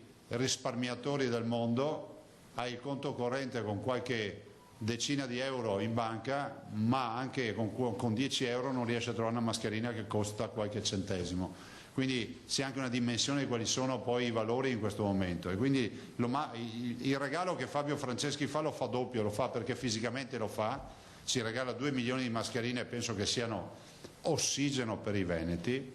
Guardate, io lo sto collaudando, la porto tutti i giorni sopra in ufficio, e dall'altro fa un bel regalo anche ai cittadini italiani, perché so già che è stato contattato dalla Protezione Civile Nazionale, abbiamo lavorato assieme e devo dire che grazie al decreto approvato c'è una norma, che è quella dell'articolo 16, che prevede la produzione di articoli di protezione individuale. Non sono prodotti medicali, però è pur vero che questo funziona più di un foulard, di una sciarpa o di una mascherina di base. Io, guardate, passerei adesso la parola a Fabio Franceschi per presentarla, perché è giusto che la presenti lui e la faccia vedere lui. No, la facciamo, vieni qua al posto mio, ti cedo il posto. Se la mette, quindi la vedete subito. Vai, mettetela. La metto anch'io contemporaneamente. Si infila un orecchio, poi l'altro. Allora, col Presidente abbiamo lavorato più di qualche notte, perché il problema qual era? Produrre mascherine non è un problema, però produrre mascherine vuol dire produrre al massimo 10-15.000 mascherine al giorno. Le problematiche del nostro territorio, del Paese, è che servono almeno 3 milioni di mascherine al giorno. Quindi assieme al Presidente abbiamo cercato di trovare intanto un prodotto che prima, non so se avete visto, aveva una mascherina sicuramente molto più protettiva, però è difficile da portare. Nella quotidianità la maggior parte della gente non la utilizza. Allora assieme al Presidente abbiamo utilizzato la nuova normativa che ci dà la possibilità di produrre uno schermo protettivo, anche se questo è un tessuto eccezionale perché arriva ad avere una barriera molto molto elevata, e lavorando sui nostri processi produttivi siamo riusciti ad avere un processo che riesce a portare a una produzione giornaliera attualmente dai 500 ai 700 mila pezzi al giorno, per ipotizzare che nel giro di una decina di giorni se riusciamo ad arrivare al 1,5 milioni di prodotti. È un prodotto è un usa e getta, che quindi è una barriera che si può utilizzare ai supermercati in tutta la quotidianità, perché anche una mascherina importante dovrebbe essere utilizzata al massimo un giorno. Questa è una barriera che deve esserci sostituita almeno un paio di volte, 2 o 3 volte al giorno, ma visto che c'è una potenzialità di produzione importante, non è un problema. Stiamo lavorando comunque assieme al Ministero che penso nel giro al massimo di una settimana si possa poter definire questa una mascherina chirurgica di primo livello. Ci mancano le autorizzazioni perché il tessuto che utilizziamo è un tessuto tra i migliori che il mercato possa proporre. La problematica è stata trovare un produttore che ci dia le qualità, le quantità, ma più che altro la qualità del prodotto che ci serviva. Siamo riusciti quindi in una settimana a riconvertire il nostro processo, a ottenere un buon tessuto. Già da oggi abbiamo in consegna, penso, sui 800-900 mila pezzi di mascherine, che il Presidente ci dirà, o la Protezione Civile, dove veicolare, dove veicolare il prodotto. Noi abbiamo cercato di fare del nostro meglio per il nostro territorio. Tutto si può criticare, mi dicono anche la pietà del Michelangelo. Noi abbiamo fatto del nostro meglio e cerchiamo di soddisfare il territorio. Nel giro di qualche giorno miglioreremo sicuramente il prodotto. Questo è tutto.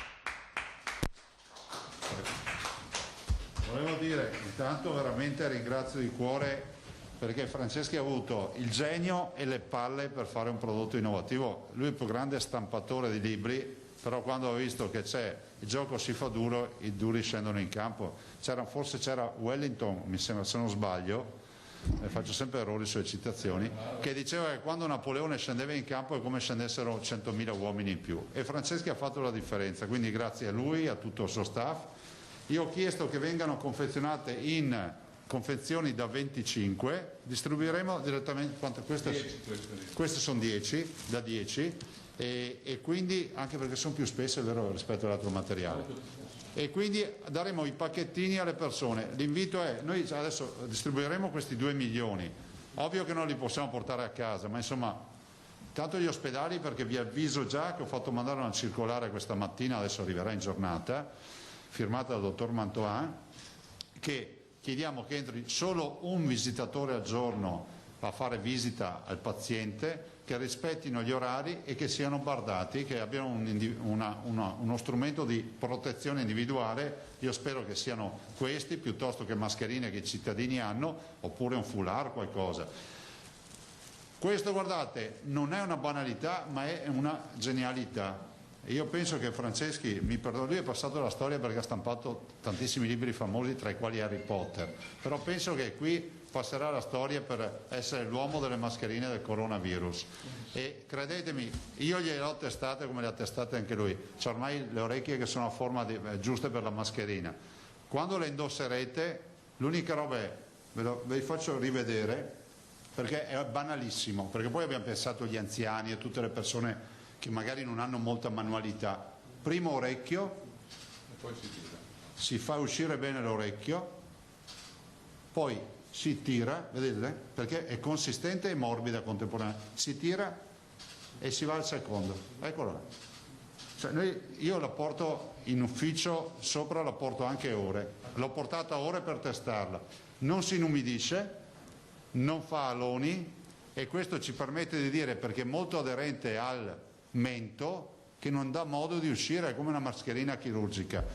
A mio avviso lui dovrà produrre le mascherine per tutti, e comunque io voglio che i veneti siano protetti, per cui grazie a Fabio Franceschi, e Franceschi ci teneva assieme a me a omaggiare i primi pacchetti ai giornalisti, così le utilizzate e le recensite anche in maniera positiva. Capite che qui c'è genio e la creatività veneta, tutta veneta di Franceschi. Spero che siano meno cattivi possibile. Una domanda tecnica si può fare sulla Sì, scheda? sì. Il tessuto, che tessuto è un tessuto, non tessuto? Datele ai giornalisti. Guardi, tecnicamente so che è un tessuto, non tessuto, è il quinto tessuto che facciamo produrre per arrivare ad essere un tessuto che si può certificare. Dovremmo avere certificazioni aggiornate. Devo dire una cosa che Franceschi non lo dice, ma qui di prove ne ha fatte veramente tante. Penso che siano andate via camionate di materiale in prove, anche perché ogni prova prevedeva poi scatoloni che testavamo, provavamo. Oggi abbiamo buttato via più di 500.000 di mascherine non ritenute.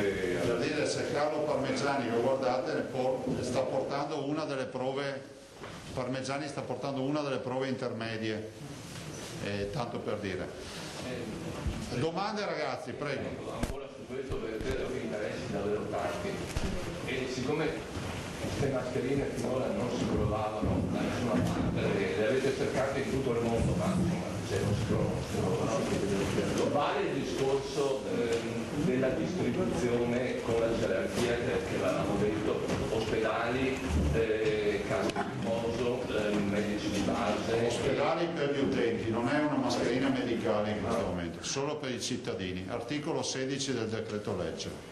E saranno distribuite attraverso la protezione civile? Sì, alpini, protezione civile, guarda, noi adesso il signor Franceschi ce ne dà 2 milioni e questi sono un omaggio che fa a noi, dopodiché in base alla distribuzione e all'effetto cercheremo di comprarne anche, so che lui è già stato intercettato da altre realtà, però insomma ha un vincolo, diciamo, come si può dire, di passione e di amore per sta terra, e sa che un magazzino per i veneti ci vuole sempre. E a parte appunto gli stock donati che costo avranno? sul mercato ragionevolmente. Se qualcuno vuole possiamo valutare il problema qual è. Il problema non è la produzione, è il tessuto, perché se uno usa certi tessuti il costo è quasi irrisorio. Se uno vuole una mascherina che si possa definire uno schermo protettivo di qualità, stiamo oggi lavorando con i produttori di tessuto per riuscire ad avere una quantificazione del prodotto accettabile, perché non ve nascondo che in questo momento è un momento difficile. È difficile dare un prezzo giusto. L'unica cosa certa è che 2 milioni non costano niente. Beh, un ordine però un ordine di grandezza. No, guardi, non mi fa una domanda che non le posso fare. Vi daremo il prezzo, intanto comunque il materiale è di primissima qualità, non lascia pelucchi, non dà. Io l'ho portato ore, per cui posso garantire che non sono rimasti segni, non è inchiostri, non ha niente. Cioè verrà date questi 2,5 milioni di mascherine gratis alla protezione civile, poi ci sono dei punti, i cittadini ci possono andare, la distribuiamo. Guarda, io pensavo intanto all'ingresso degli ospedali, se c'è qualcuno che non ha la mascherina utilizzerà questo per entrare, poi ovviamente la distribuzione della protezione civile tramite che sono le prologhi, i supermercati o quant'altro creerà quell'osmosi nella comunità. Non siamo nelle condizioni, a parte numericamente come quantità, di portarle in tutte le cassette della posta. Dopodiché adesso immagino che tutti vorranno la mascherina della regione, si sappia che ne abbiamo solo 2 milioni, i veneti sono 5 milioni. E poi anche dico, siccome ce ne sono 10 in un pacchetto, magari cercate di dare anche vicino di casa, di aiutarvi, e che non diventi un gadget, perché sennò ne dobbiamo fare 100 milioni prima di vederla in giro. Il consiglio è, cioè l'indicazione è una mascherina usarla per quanto tempo? Un'ora, 2 ore? Allora, io onestamente quando vengo qui in ufficio, nel rispetto delle altre persone, io ho il tampone negativo, ho fatto anche ieri, ma nel rispetto delle altre persone la porto tutto il giorno e anzi devo anche ricordarmi di buttarla, perché se il giorno dopo me la rimetto su. Per cui guardate, uno potrebbe andare a fare footing con questa mascherina, perché riesce anche a respirare, a differenza delle altre che ti fanno l'effetto. Ma footing non si può sì, non si può fare, ma vabbè, ma insomma è un esempio. È un esempio. Voglio anche dire una roba, perché dopo c'è sempre qualche lazzarone che si fissa su, come si guarda il dito non guarda la luna. Qui c'è il marchio di Grafica Veneta, l'ho voluto io. Chiaro, perché non volevo neanche metterlo, però un uomo che dedica anima, cuore al Veneto e che regala 2 milioni di mascherine, gli ho detto devi mettere il logo, e quindi che sia chiaro che qualcuno non vada a romanzare su ste robe, perché mi incazzo. Può dire che investimento economico ha avuto per cambiare la linea produttiva, la sua azienda? Guardi, gli impianti non è quanto un investimento, la nostra azienda è al 130% di produzione, quindi il problema è stato togliere potenzialità al mercato americano, che per noi è diventato il primo mercato di riferimento, togliere una rotativa importante per produrre le mascherine. Tecnicamente ci è costato una settimana di produzione, però se andiamo a guardare il vero problema è stato togliere potenzialità a contratti già in essere importanti. Sì, per darvi una dimensione, l'azienda di Franceschi, 2 numeri, superficie coperta e dipendenti? Noi siamo su 100.000 metri quadrati, 500 dipendenti, abbiamo il 75% del mercato italiano del libro e il 30% di quello europeo. E il nostro obiettivo è di arrivare adesso in questo momento difficile anche in America, siamo fiduciosi che potremo superare le 2 cifre del mercato americano. Certo che se lei mi dice, ma secondo me, certamente vivo qua, vedo la mia gente in difficoltà, in un territorio che veramente è stremato, mi creda che non abbiamo speso più di un secondo a pensare se fermare una rotativa che stampava così per fare mascherina. Sono fiducioso piuttosto che se riusciamo ad arrivare a quello che pensiamo, il problema delle mascherine in Italia non ci sarà. Cosa pensate? Qual è l'obiettivo? Di riuscire a produrre almeno un 3-4 milioni di mascherine al giorno. Guardi che questo è un nostro obiettivo, poi le spiego, produrre una rotativa, tanto per darvi un dato, una macchina lunga 60 metri che stampa 1 chilometro lineare di carta al minuto. Cioè la potenzialità che una rotativa è enorme, il problema è riuscire a creare tutte queste il taglio e che si possa avere un controllo igienico particolare di un certo tipo. Quindi il problema non è produrre il prodotto, è tagliare il prodotto e riuscire a gestire la produzione nel modo igienico che serve. Quante gliene hanno commissionate da Protezione Civile Nazionale? Ma ieri sera ci siamo sentiti, anche ieri sera una. Loro ci chiedono 1 milione al giorno. Prima vogliamo che oggi questo è uno schermo protettivo che serve per l'80% della popolazione per la quotidianità. Vorremmo che questo prodotto entro breve tempo, qualche giorno, fosse una mascherina chirurgica al giorno, però oggi è uno schermo protettivo filtrante, che secondo me cosa possiamo ottenere da questo? Che l'80% delle persone non vuole più ad acquistare gli schermi protettivi TP2 e TP3 e quindi ci ritroviamo che i prodotti di qualità per la sanità cominciano a essere liberi e la persona, la quotidianità viene coperta da questo prodotto, che anche secondo me è molto più comodo di entrambe le persone. Un'ultima cosa, cosa manca per che diventi mascherina chirurgica, per l'autorizzazione ad averla? 2 esami e 2 giorni al Ministero. Cioè 2 esami? Allora, gli esami del tessuto ce li abbiamo già e sono positivi, dobbiamo mandare al Ministero l'autorizzazione, però noi siamo sempre cauti, vendiamo quello che abbiamo, non quello che pensiamo. Io ho parlato con il Ministro anche stamattina, tra le tante robe abbiamo parlato anche delle mascherine, fra l'altro mi ha detto il Ministro Speranza che è sempre attento a queste partite, mi ha detto di Freddo di mandargli giù subito dei campioni, che è curioso anche lui di vederla poi realizzata, era informato del fatto che stavamo lavorando a questo. Tu te la sei messa com'è? Ottimo. Non raccontavo balle. No, assolutamente. Sono anche un po' grandi, però sono riuscito a ma che abbiamo calcolato tutte le recce. Bene, altre domande e poi chiudiamo. I quotidiani. Prego. Sì, grazie. Vorrei capire perché questa è una domanda che rivolgono tutti i cittadini fondamentalmente, come verranno distribuite, dove, cioè in che guardate, siamo in emergenza, siamo in guerra, la distribuzione la facciamo grazie ai volontari della Protezione Civile, degli alpini, verranno distribuite per i paesi, fuori dai supermercati, insomma facendo in modo che ci sia un minimo come l'ho definita prima, osmosi, che ci sia comunque un minimo di penetrazione nel territorio di 2 milioni di pezzi, che non sono pochi, cioè 2 milioni di pezzi in teoria dovrebbero bastare un pezzo a famiglia, abbiamo poco più di 2 milioni di famiglie in Veneto, però poi insomma, se non bastano siamo pronti subito a commissionarne, ovviamente pagandole, a meno che non ce ne siano altri di regali. Prego. Scusi, ma che lei sappia, il Veneto è l'unica regione d'Italia che si è autoingegnata per trovare... Beh sì, su questa... ma Francesca ha fatto innovazione di prodotto e anche di processo, qui ce ne sono 2. Di processo perché una macchina da stampa fa mascherine, 2 di prodotto che voi quando ce l'avrai in mano sentirai, cioè, è seta, cioè, e poi è resistente, cioè, questa, vorrei ricordarvi che le grandi discussioni che facevamo, la sentite? Non è stato clemente nei primi modelli, no, cioè, in merito tutto suo, prego. Posso andare con i quotidiani un attimo? Sì, dai, che poi chiudiamo. Una domanda Prego. Posso fare una domanda extra mascherine? Sì, stiamo parlando. Un attimo, finisco un attimo i colleghi che poi facciamo un altro giro. Ok. Ora, all'agenzia ANSA ovviamente si va su altri temi. Quanti pazienti in Veneto sono sottoposti alla sperimentazione del famoso farmaco tocilizumab?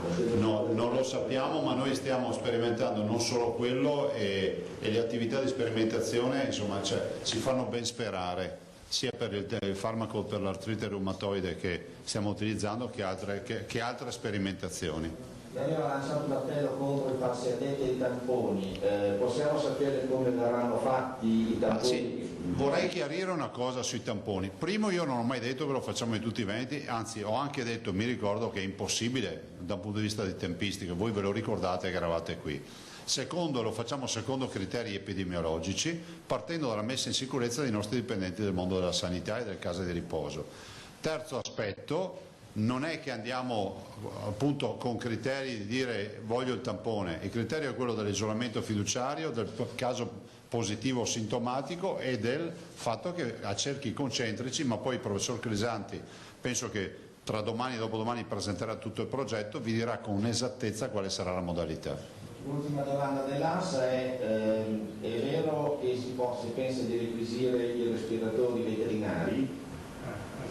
C'è da stamattina un quotidiano. Ma guardate, noi sul fronte respiratori ho avuto anche l'incontro questa mattina in videoconferenza con la Protezione Civile Nazionale, ho ribadito che noi abbiamo richiesto 200 respiratori, ci hanno confermato l'arrivo dei primi 102, 90 più 12, entro il 20 di marzo. Noi abbiamo già le nostre, abbiamo comprato i letti, abbiamo attrezzato le 825 posti di terapia intensiva e si va assolutamente a messa a regime. Considerate che oggi noi abbiamo 197 pazienti in terapia intensiva più quelli dell'attività ordinaria, perché non vorrei che qualcuno pensasse 825 meno 197 facciamo festa. No, noi siamo sempre al limite, quindi più riempiamo più dobbiamo scaricare l'attività ordinaria, per questo motivo abbiamo fatto così. Sia a Sant'Orso che a Monselice le comunità dicono, visto che ha riaperto l'ospedale, chiede la Cristina Giacomuso del giornale di Vicenza, perché non lo mantenete aperto anche dopo? Guardi, io capisco l'inquietudine dei cittadini e dei sindaci che hanno tutta la mia vicinanza, però voglio dire una cosa, questa è una partita che spero duri qualche mese, nessuno mette in discussione gli ospedali di altissima qualità come Sant'Orso e lo Schiavonia, perché sono ospedali nuovi fra l'altro, però bisogna anche comprendere che se il Presidente della Regione fa delle scelte assieme ai suoi assessori e all'amministrazione, fa delle scelte drastiche, non le fa perché sta giocando a battaglia navale, le fa perché abbiamo dei modelli che purtroppo tutt'oggi sono confermati, che ci dicono che se arriviamo al picco avremo migliaia di persone da curare e quindi non si sappia che basti pensare che se ci guardiamo indietro di 10 giorni fa contestavamo quello che oggi per noi è ordinarietà, fra 10 giorni ci renderemo conto che contestiamo quello che oggi è ordinarietà, che fra 10 giorni sarà ordinarietà. Vi dico, abbiate fiducia del fatto che le scelte sono oculate. La nostra sfida è riuscire a curare il coronavirus e contemporaneamente curare anche i cittadini che non si ammalano di coronavirus. Ai sindaci chiedo di avere fiducia, evitare di fare comitati, raccolte di firme, poi se le vogliono fare le facciano, ma la storia poi darà ragione a qualcuno. Danilo Berretta chiede come procedono i controlli Spisa. Procedono bene perché ormai siamo a un centinaio di controlli al giorno e daremo un resoconto alla volta, io penso di fine settimana mi diamo un bilancio settimanale. Peraltro devo dire che salvo qualche eccezione i commenti degli ispettori sono sempre di buone condizioni rispetto a... Fra l'altro ieri ho sentito anche il Presidente Carraro e mi ha detto siete stati anche da me. E me l'ha detto ieri sera e io non lo sapevo neanche perché noi abbiamo dato mandato di iniziare dalle grandi aziende. L'ultima domanda, il collega del Veneto, la collega Zambon, dice questa mattina al suo Corriere del Veneto Variati ha detto il Presidente può fare ordinanze per le chiusure, intende farle, chiede la Zambon. Ma guardi, se il Presidente può fare ordinanze, io mi meraviglio che stiamo sempre qui a fare queste discussioni in punta di fioretto. Se il Presidente può fare le ordinanze, e io non voglio neanche aprire sto dibattito, il Ministero degli Interni non fa altro che fare una circolare e dire che il Presidente può, vedrà che lo fanno tutti. A me risulta che il Presidente De Luca stanno facendo problemi su tutte le ordinanze che ha fatto. Il Ministero degli Interni fa una circolare, ne fa una al giorno, ne fa una in cui scrive che il Presidente della Regione può e così siamo tutti tranquilli. Io ho terminato, se qualcun altro ha domande. Però devo anche dire che su sto fronte abbiamo ben altri problemi che star qui a fare polemichette su chi può o chi non può. Ed è altrettanto dico, stucchevole vedere un dibattito sul fatto che si debbano chiudere, che si possano chiudere ad esempio i supermercati il sabato pomeriggio e la domenica, tanto per dire, no? Allora, ci mettano nelle condizioni, a tutt'oggi noi non siamo mai stati messi nelle condizioni, non è una critica, però non possiamo neanche accettare che si vada in giro a dire che noi possiamo fare le cose. Se si possono fare ce le scrivano, non c'è nessun problema, noi le facciamo. Ho fatto un'ordinanza per la chiusura del Carnevale, figuratevi se non posso fare queste, però mi devono mettere nelle condizioni di farle. Ci sono dei consiglieri regionali che hanno chiesto di isolare Merlara. Di? Isolare Merlara, il modello medicina Emilia Romagna. Dovremmo isolare tutto il Veneto. Allora, questa mattina abbiamo 79 casi in più a Verona, tanto per dare un dato regionale. Abbiamo un cluster di 629 persone a Treviso, abbiamo 800 persone a Padova, nel cluster padovano. Ormai il tema dell'isolamento fiduciario di una comunità risulta purtroppo oggi non più sostenibile da un punto di vista clinico e scientifico, perché ormai il virus è ubiquitario, cioè noi facciamo tamponi in continuazione e troviamo spesso asintomatici positivi. Non è una non disponibilità, non ha nessun senso, cioè arrivati ai livelli di Merlara in questo contesto epidemiologico vuol dire che comunque il virus ormai c'è dappertutto. Del resto, se vi ricordate, qualcuno è balzato sulla sedia quando io una settimana fa ho detto guardate che per metà aprile avremo 2 milioni di contagiati. Ecco, adesso capite perché l'ho detto. Ecco, ieri sera che abbiamo sentito a porta, sì. Ecco, due precisazioni. Una riguarda, hai citato il modello matematico. Abbiamo capito bene che secondo i vostri modelli matematici l'apice, chiamiamolo così, arriverà verso il 15 aprile, sì. E poi ci sarà un decreto. Uno scemare secondo il modello, salvo varianti, perché da qui a 15 aprile può accadere di tutto, anche magari che il virus se ne vada solo, e secondo il modello si arriva al picco il 15 aprile e poi va scemando fino ai primi di maggio e poi va giù. Ecco. Però, ripeto, sempre secondo il modello matematico, cioè che siamo quasi a livelli con questi archi, con questo arco temporale siamo quasi a livello di cartomanti. 15 aprile che quanti? No, scusa, il 15 aprile è un picco importante anche di occupazione importante delle terapie intensive, posso solo dirvi questo. Considerate che il modello ci dà i pazienti al giorno. Anzi, tutto il modello non lo vogliamo pubblicare perché creerebbe ansia magari inutile, però magari un giorno farò una prova, vi do 3 giorni così vedete come lavora il modello, vi do da qui ai prossimi 3 giorni e ogni mattina vedete i pazienti se li hai, come li becca e come li tara. Ecco, in vista della scadenza delle restrizioni in atto, insomma, interloquisci quotidianamente con il governo, con i ministri. La tua valutazione, la tua opinione personale? Guarda, noi abbiamo il problema, allora ci sono, se di casa, allora c'è... Dicevo sia per il blocco della mobilità che per gli accessi ai negozi, che per la scuola. Io ve l'ho detto le mie idee, secondo me è impensabile aprire le scuole, ma penso che questo ormai sia già un assunto. A aprile saremo, il 3 aprile si dovrebbe riaprire le scuole, cioè il 3 aprile saremo nel pieno dell'attività purtroppo sanitaria. E per quanto riguarda ulteriori restrizioni, sicuramente quella dei passeggi, delle passeggiate, che non è un indicatore di irresponsabilità. I veneti sono responsabili, se tu gli dici che possono fare le passeggiate le fanno, cioè noi siamo tedeschi, no? Puoi uscire di casa, io esco di casa a passeggiare, quindi bisogna rivedere quella norma e poi io come si può dire, rafforzarla un po' di più, chiuderei quantomeno la domenica anche il tema della distribuzione alimentare.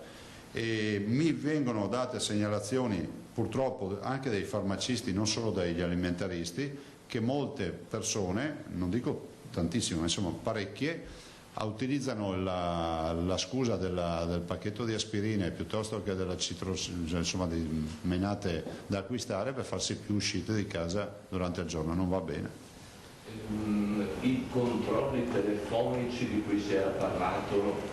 Ma guardate, noi abbiamo offerte fin dal primo giorno, peraltro devo dire che ci siamo anche interessati il primo giorno con la storia dei contagiati di Vol per ricostruire i percorsi, però c'è un tema di privacy, c'è un tema di procure, c'è un tema di ipotesi di reato, cioè tu non è che puoi andare a indagare sui movimenti di una persona se non c'è un'ipotesi di reato, per cui ci sono i software, ve lo confermiamo, noi li abbiamo visti, ma ce li abbiamo visti ancora un mese e mezzo fa, ancora quando è stata dichiarata lo stato di emergenza con la nomina dei Borrelli.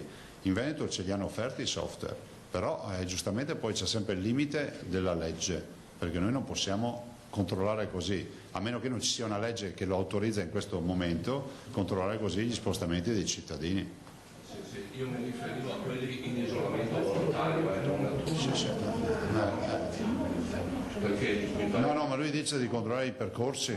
No, dice però di mettere un software che controlla lo spostamento delle persone. Perché sentivo che in Lombardia lavorano sulle celle telefoniche. Sì, guardate, si sentono un sacco di robe. Io vi ho già detto la risposta. Dopodiché, per carità, magari si riesce a trovare anche la soluzione giuridica, ma ad oggi la vedo veramente difficoltosa. Ve lo dico perché ho provato un mese e mezzo fa. Prego. Volevo chiedere, Presidente, rispetto al riferimento di prima a un previsto il picco metà aprile attraverso modelli matematici, se e quanto questi modelli sono collegati o derivano dall'esperienza di Bo. Ma no, i modelli sono costruiti, dirò che sono anche costruiti in maniera molto autonoma. Ad esempio non abbiamo mutuato esperienze particolari. Sì, sono stati studiati i modelli ad esempio di Wuhan, questo è un modello che è stato studiato, ma oggettivamente la nostra situazione epidemiologica e clinica è molto diversa e anche sociale, per cui il modello è stato calibrato e viene perfezionato di giorno in giorno in base ai dati che raccogliamo. Ovvio che Vo è stata una base, però Vo è stata una base in quarantena, per cui è un modello che funziona fino a lì, perché il resto del Veneto non ha una quarantena oggettiva come l'ha avuta Vo. Poi è passato da 67 contagiati asintomatici, 66 contagiati asintomatici, non tutti asintomatici, 11 erano sintomatici positivi, a 6, ma in una condizione di totale cortina fumogena. Il Veneto invece ha non ha la quarantena, per cui il modello è calibrato su questo. Guardate, oggi, per dirvi, non ho il telefono, oggi noi stamattina avevamo 196 persone in terapia intensiva e i due modelli che abbiamo, uno dava, prova a dire i due dati che dava di oggi. Comunque, tanto per capirci, noi siamo indietro di 24 ore rispetto al modello, cioè il modello i dati che noi abbiamo oggi ce li dava ieri mattina, giusto? Sì, 195 e ieri dava 190. 5 pazienti di differenza. No, il modello è fatto benissimo, guardate, alla fine dovremmo dare un premio a chi ha fatto questo modello, fatto tutto internamente in regione. Altro? Una sola domanda, non so se possa essermi sfuggito, ma il costo delle mascherine è stato detto? Ti è sfuggito? Ecco, sì. Nel senso che non c'è. No, però questa è una prima tranche e poi? No, nel senso che non c'è, ha detto prima, ci sia detto che devono ancora apprezzarle. Un'ultima cosa, sono arrivati i cinesi a Padova, sì. La delegazione cinese, sì. Sono qua anche per verificare un eventuale fabbisogno di materiale sanitario. Voi farete delle richieste? Guarda, noi abbiamo delle offerte da molte comunità cinesi, siamo in rapporti con il governo cinese per contatti che abbiamo. Ci sono delle donazioni, ma il vero tema è che noi stiamo attendendo di vedere se riusciamo a mettere insieme alcune donazioni importanti che abbiamo di mascherine, per capirci, qualche respiratore, e anche un acquisto importante, se riusciamo, su Cina, perché l'aereo ce l'abbiamo pronto a Verona, è pronto per partire, un 787, quindi caricheremo tutta la stiva più tutto diciamo, la parte passeggeri di scatoloni, quindi riusciamo a caricare, dai calcoli che abbiamo, 40 tonnellate di materiale. Però abbiamo un problema di far trovare tutto il materiale in un aeroporto e poi di avere, come si può dire, chiarezza sul fatto che l'aereo possa tornare indietro, perché voi sapete che lì, se noi mettiamo piede, abbiamo la quarantena d'ufficio, quindi non possiamo permetterci che ci venga fermato l'aereo in quarantena con i piloti. Sono lì pronti per partire, sono lì ormai da 4 giorni. C'è una persona che sta lavorando per capire se riusciamo a riempire l'aereo. Per aprile non dobbiamo aspettarci allora allentamenti di nessun tipo? Secondo me no, ma io la vedo impraticabile proprio. Guardate, no, non ve lo diamo il dato sul picco del 15, perché il dato del picco intanto è troppo approssimativo un mese prima e poi rischia di creare allarmismi magari che poi non si verificano, quindi qualcuno potrebbe dire Zaia ha fatto uscire dati che poi non creano solo allarmismo. I cittadini si fidino e ci ascoltino.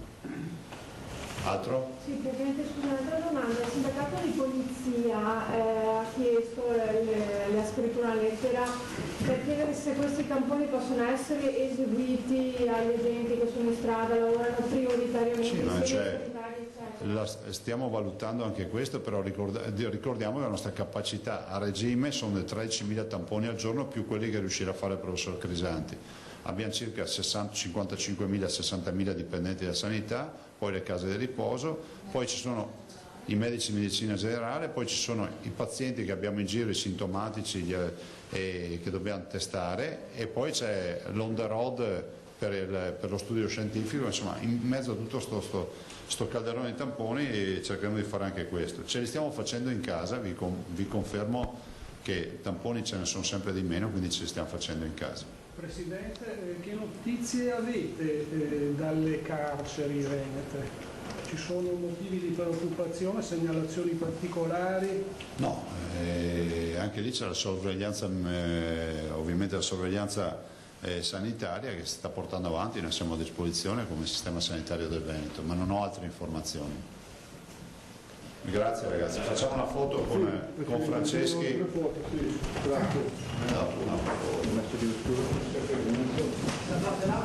Sì, facciamo una foto di gruppo, voi state fermi lì. Adesso aspetta una vieni un po'. Andiamoci.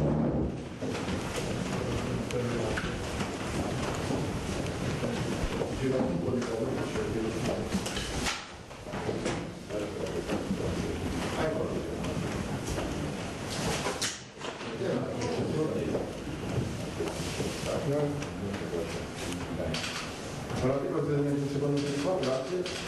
Presidente, può prendere un confetto, grazie. Facciamo così che forse è meglio. Diamo una Francesca.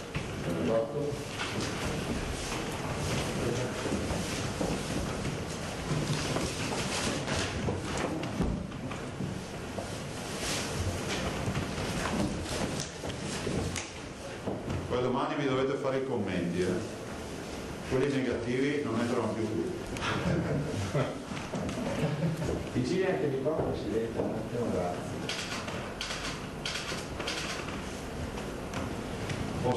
Sono guarda solo il Presidente, sempre con... Grazie, ti scusa, questo secondo di qua. Grazie. Grazie, buongiorno, buon lavoro. Franceschi, ti scusa, Presidente, scusi. Sono lei? No. Sono tutte le figure ragazzi, un messaggio di essere venuto.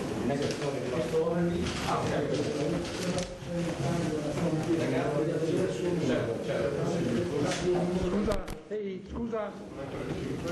Ecco, allora rieccoci nuovamente in studio. Avete visto la conferenza stampa del governatore Zaia per la presentazione di questo nuovo modello di mascherine made in Veneto, realizzate da Grafica Veneta, 2 milioni di modelli intanto che verranno donati dall'azienda alla popolazione del Veneto e verranno distribuiti attraverso la protezione civile sul territorio. Vediamo, c'è appena arrivato anche il video proprio dell'azienda con i macchinari dove vengono appunto prodotte e realizzate queste mascherine. Lo vediamo insieme, di un tessuto particolare, l'avete sentito, che consente quindi di bloccare l'emissione delle famose goccioline di saliva, di aria prodotte dal respiro, che potrebbero quindi essere veicolo di contagio. Sono mascherine per il momento per l'uso quotidiano, quindi riservate soprattutto alla popolazione che le potrà indossare per andare a fare la spesa, per esempio, piuttosto che quando si è costretti ad uscire per quelle che sono le necessità inderogabili. Allora, ora la linea alla regia per la pubblicità, mi raccomando restate con noi, subito dopo la nostra edizione straordinaria continua con il nostro vice direttore Ferdinando Avarino. Arrivederci, a più tardi.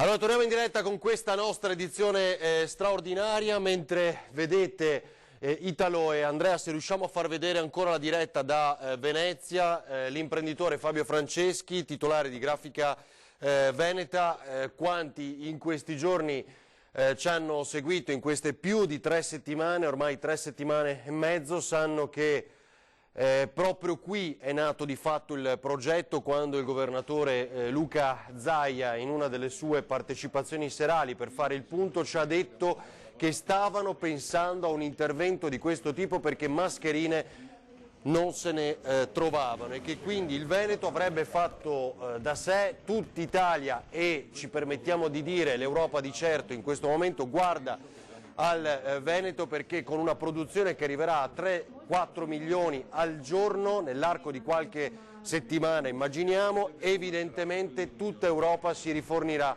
di queste mascherine introvabili. Sentiamo Franceschi. Più che altro perché a noi non serviva uno strumento che producesse qualche migliaia di copie, dovevamo arrivare a produrre almeno dal 1 milione ai 2 milioni di pezzi al giorno. Oggi riusciamo, se abbiamo ancora qualche processo da affinare, garantire nel giro della prossima settimana 2 milioni al giorno. Grazie. Quindi avete sentito, e non so se Ilaria mi sente, perché conferenza stampa molto importante, quindi poi Ilaria appena possibile colleghiamoci con te anche per fare un po' un riepilogo di quello che è stato detto, mentre questa è la postazione ovviamente dalla quale tutti i giorni, tutte le mattine aggiorna il governatore Luca Zaia, il quale sapete, perché lo ha detto molto chiaramente anche nella giornata di ieri, ha lanciato un appello ai giornalisti: non andate a analizzare i numeri, se oggi c'è qualche contagiato in meno rispetto a ieri, qualche vittima purtroppo in meno però rispetto a qualche ora precedente, anche perché avete visto i dati sono allarmanti davvero, 291 persone contagiate in più soltanto da ieri sera al dato che poi è stato fornito questa mattina, quindi vedete che mole di contagio comincia a essere registrata. Il governatore Zaia, dicevamo, ha lanciato questo appello: non date buone notizie perché non è il momento, altrimenti torniamo a una distensione, a una serenità quasi da vita quotidiana, portando magari le persone a riversarsi in strada, cosa sbagliata ancora tuttora. Ma questa sicuramente è una bella notizia e questo lo vogliamo sottolineare, proprio perché arrivare a una produzione, adesso l'avete sentito, già da settimana prossima di 2 milioni di mascherine ogni giorno, consentirà due cose: la protezione dell'80% della popolazione, ha detto Zaia insieme a Franceschi, l'imprenditore Franceschi, e liberare le mascherine più performanti per chi è in trincea, per medici, operatori sanitari, infermieri e quanti vivono a contatto costantemente con il virus cinese. E allo stesso tempo è una mascherina di tessuto che attualmente ha una definizione, l'ho segnato al volo, particolare, che è schermo protettivo vibrante, ma con le ultime certificazioni nelle prossime ore sarà a tutti gli effetti una mascherina chirurgica, quindi come quelle verdi per intenderci, no? Quelle appunto di tessuto ripiegato che poi allarghiamo. Quindi anche quella da cambiare comunque di continuo, sarà distribuita in pacchetti da 10 e in questo momento, siccome in tantissimi già avete telefonato in redazione, ce lo state chiedendo anche tramite la pagina Facebook di Antena 3, sarà distribuito questo primo contingente di 2 milioni di mascherine gratuite poi ha detto Zaia aspettiamo un altro regalo magari, ma saranno distribuite all'esterno degli ospedali, per chi magari si deve recare agli ospedali, innanzitutto agli operatori che intervengono, come ha detto sempre Zaia, poi davanti ai supermercati, saranno gli uomini e le donne della protezione civile e gli alpini a farlo in questa prima fase. Ci sentiamo di dire, proprio perché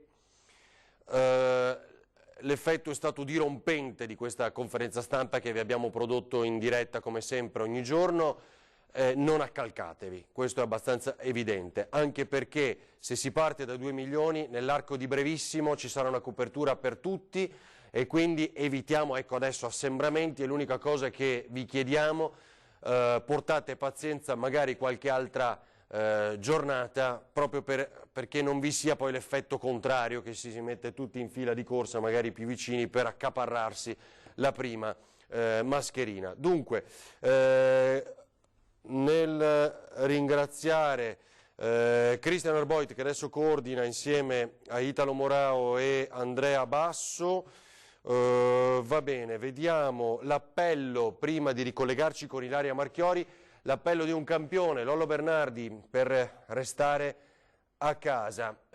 Anche lui ha lanciato il suo appello, vediamo. Ciao amici, una piccola premessa: io non sono nessuno per fare la morale, però volevo condividere con voi alcune considerazioni che ho fatto in questi giorni. Nel mio vissuto, nella mia storia da professionista, nel mio passato da giocatore e poi da allenatore, ci sono stati due elementi che sono stati determinanti affinché noi come squadra potessimo raggiungere determinati risultati. E questi risultati spesso e volentieri sono state delle vittorie.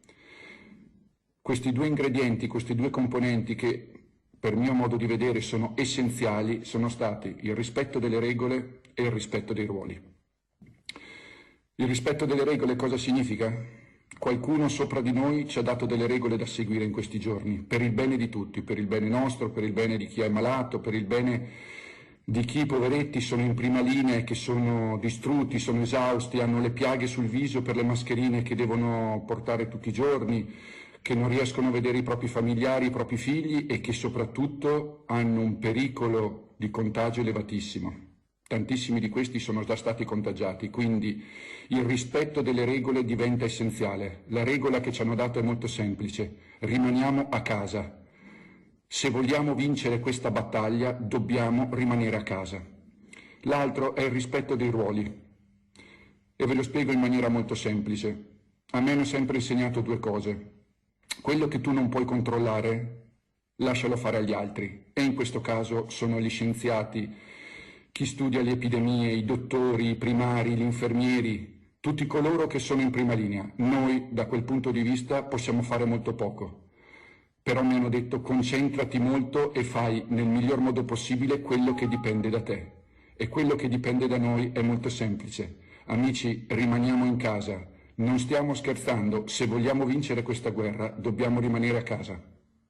Ciao e buona giornata.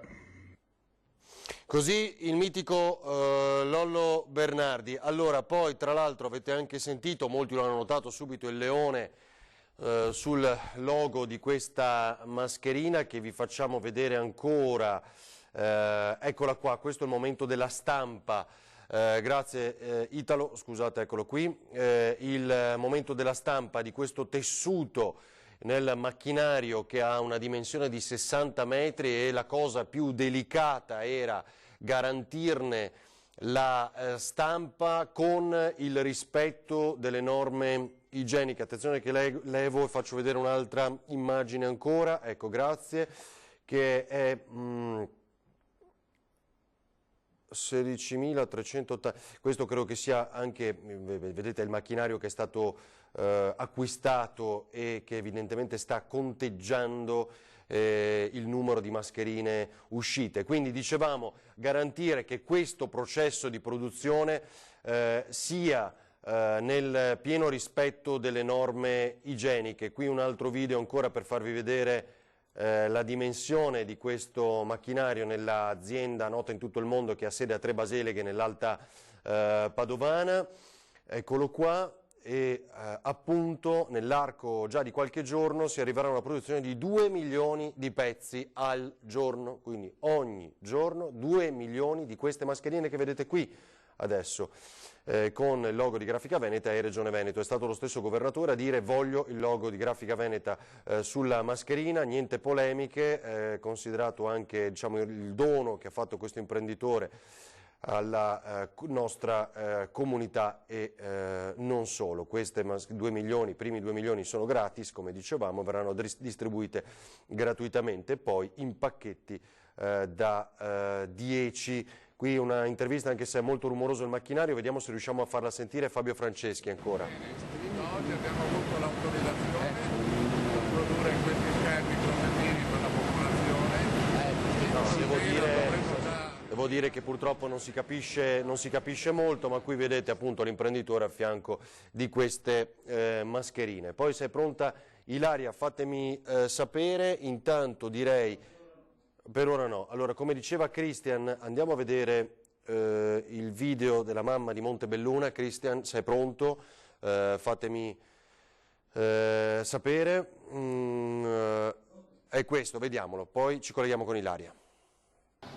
Buongiorno mamme, siamo ancora qui a incontrarvi, a salutarvi, a dirvi che siamo pronte ad accogliere come sempre tutti i vostri bisogni, le vostre domande, siamo operativi, stiamo bene, come vedete la vita vince perché qui abbiamo i nostri nuovi arrivati. Mi raccomando, restate a casa, proteggetevi, lavatevi le mani e pensate con serenità a questo momento che state vivendo, perché siamo sicure che andrà tutto bene! Ciao mamme! Ciao, ci vediamo, ciao! Allora, così le mamme, ovviamente il video delle maestre per garantire il lavoro comunque quotidiano anche loro, una speranza. Vedo Ilaria Marchiori inquadrata. Ilaria, appena sei pronta, se già mi senti, dimmi pure. Tra poco noi vi riproporremo anche questa conferenza stampa che, ripetiamo, è un momento chiaro di svolta, speriamo, da oggi in poi. Allora Ilaria, poi tu hai avuto modo anche di avvicinare Franceschi, quindi di porre ulteriori domande. Sicuramente è un giorno di svolta, uno di quelli da buone notizie, dicevamo poco fa, e vedo che hai il primo pacchetto con 10 mascherine. Sì, eccolo qui, io ve lo faccio vedere subito. Ecco, sei la donna più invidiata del Veneto in questo perché... momento, sì. Credo di sì, io e tutti i colleghi che in questo momento si trovavano in conferenza. Eccolo qui, il pacchetto con le 10 mascherine. Ti possiamo chiedere, Ilaria, è una cosa un po' complicata. È una cosa un po' complicata, con microfono, i tuoi appunti, eccetera. Io Brava. lo sapevo, ne ero certa che me l'avresti chiesto. Quindi datemi un secondo che cerco di organizzarmi. Allora, vediamo se riusciamo al volo, ecco, a fare un primo test di questa mascherina. Ti pregherei, ecco, di utilizzarne solo una, poi sempre quella, così in modo che tu la possa distribuire poi anche ai colleghi che già sono dotati dall'azienda ovviamente di mascherine, ma ecco, prima sensazione a tatto. Ecco, un momento che chiedo a Sandro che con me se mi aiuta per riprendere. Ecco. Eccola qui, ci siamo. Alla prima sensazione a tatto è ottima perché come ci aveva spiegato anche il presidente Zaia e il titolare di Grafica Veneta, è un materiale consistente e direi che è molto più consistente anche di tante mascherine che si sono viste in questi giorni, perché naturalmente anche sotto i nostri occhi ne sono passate moltissime al vaglio, non perché le abbiamo utilizzate noi, ma perché le abbiamo trovate, abbiamo incontrato persone che le utilizzavano, eccetera, ed è un materiale elastico, molto vero? Consistente. Sembrerebbe ha una sua elasticità, sì, perché prima il governatore l'ha fatto vedere, l'ha specificato, ha provato a indossarla, anzi l'ha indossata e ha provato a farci vedere che sì, c'è questa elasticità. Come avete visto ci sono 3 taglietti, qui si possono inserire tutti i tipi di orecchie, diciamo, sì. E quindi è anche... Sì, hanno detto che il governatore ha fatto una battuta anche a un collega che aveva delle orecchie particolarmente grandi, andavano bene anche per le sue e ovviamente vanno bene anche per quelle più piccole, insomma per quelle insomma tra virgolette normali. È grande anche per i vari tipi di viso, vedete? E devo dire che al tatto questo materiale è consistente, sembrerebbe che si potesse anche forse lavare. Ora sappiamo, ci ha detto che è usa e getta e che vanno buttate insomma dopo averle utilizzate, però non si esclude magari in situazioni di emergenza di poter provare anche a disinfettarle se proprio non ce ne sono più o se dovessero essere finite. Devo dire che è un grande risultato, non solo a mio avviso, ma proprio quello che è stato il commento un po' generale, il commento di tutti, perché anche parlando con lo stesso Franceschi, che è il titolare dell'azienda, hanno veramente lavorato giorno e notte e buttato tantissimi pezzi, perché le prove che facevano non andavano mai bene, ecco perché non arrivava ancora l'ok e l'approvazione alla produzione. Invece questa sembra essere la soluzione giusta. Specifichiamo, ribadiamo che non è medicale,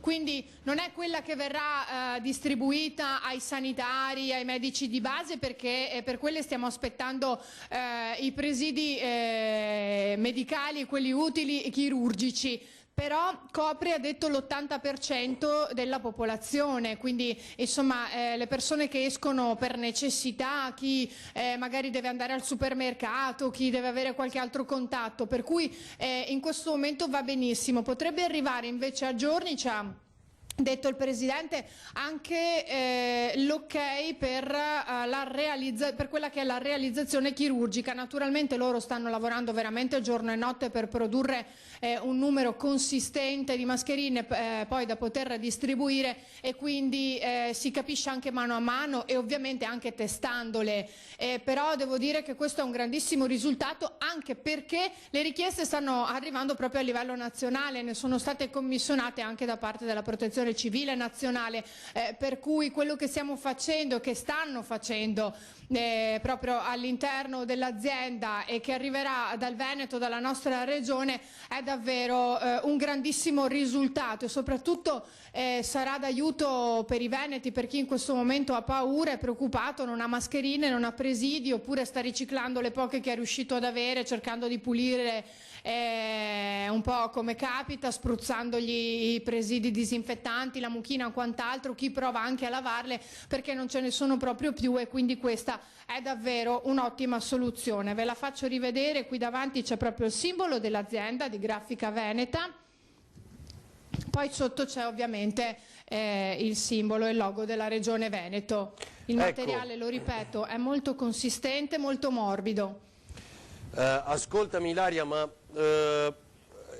vuoi che ti lasciamo qualche istante così riesci a indossarla? Andiamo in pubblicità e poi quando l'hai indossata così ci dici un po' com'è dopo quello che ci hanno raccontato in conferenza stampa, va bene? Torniamo da te tra pochissimo, pubblicità e ancora aggiornamenti. Sì.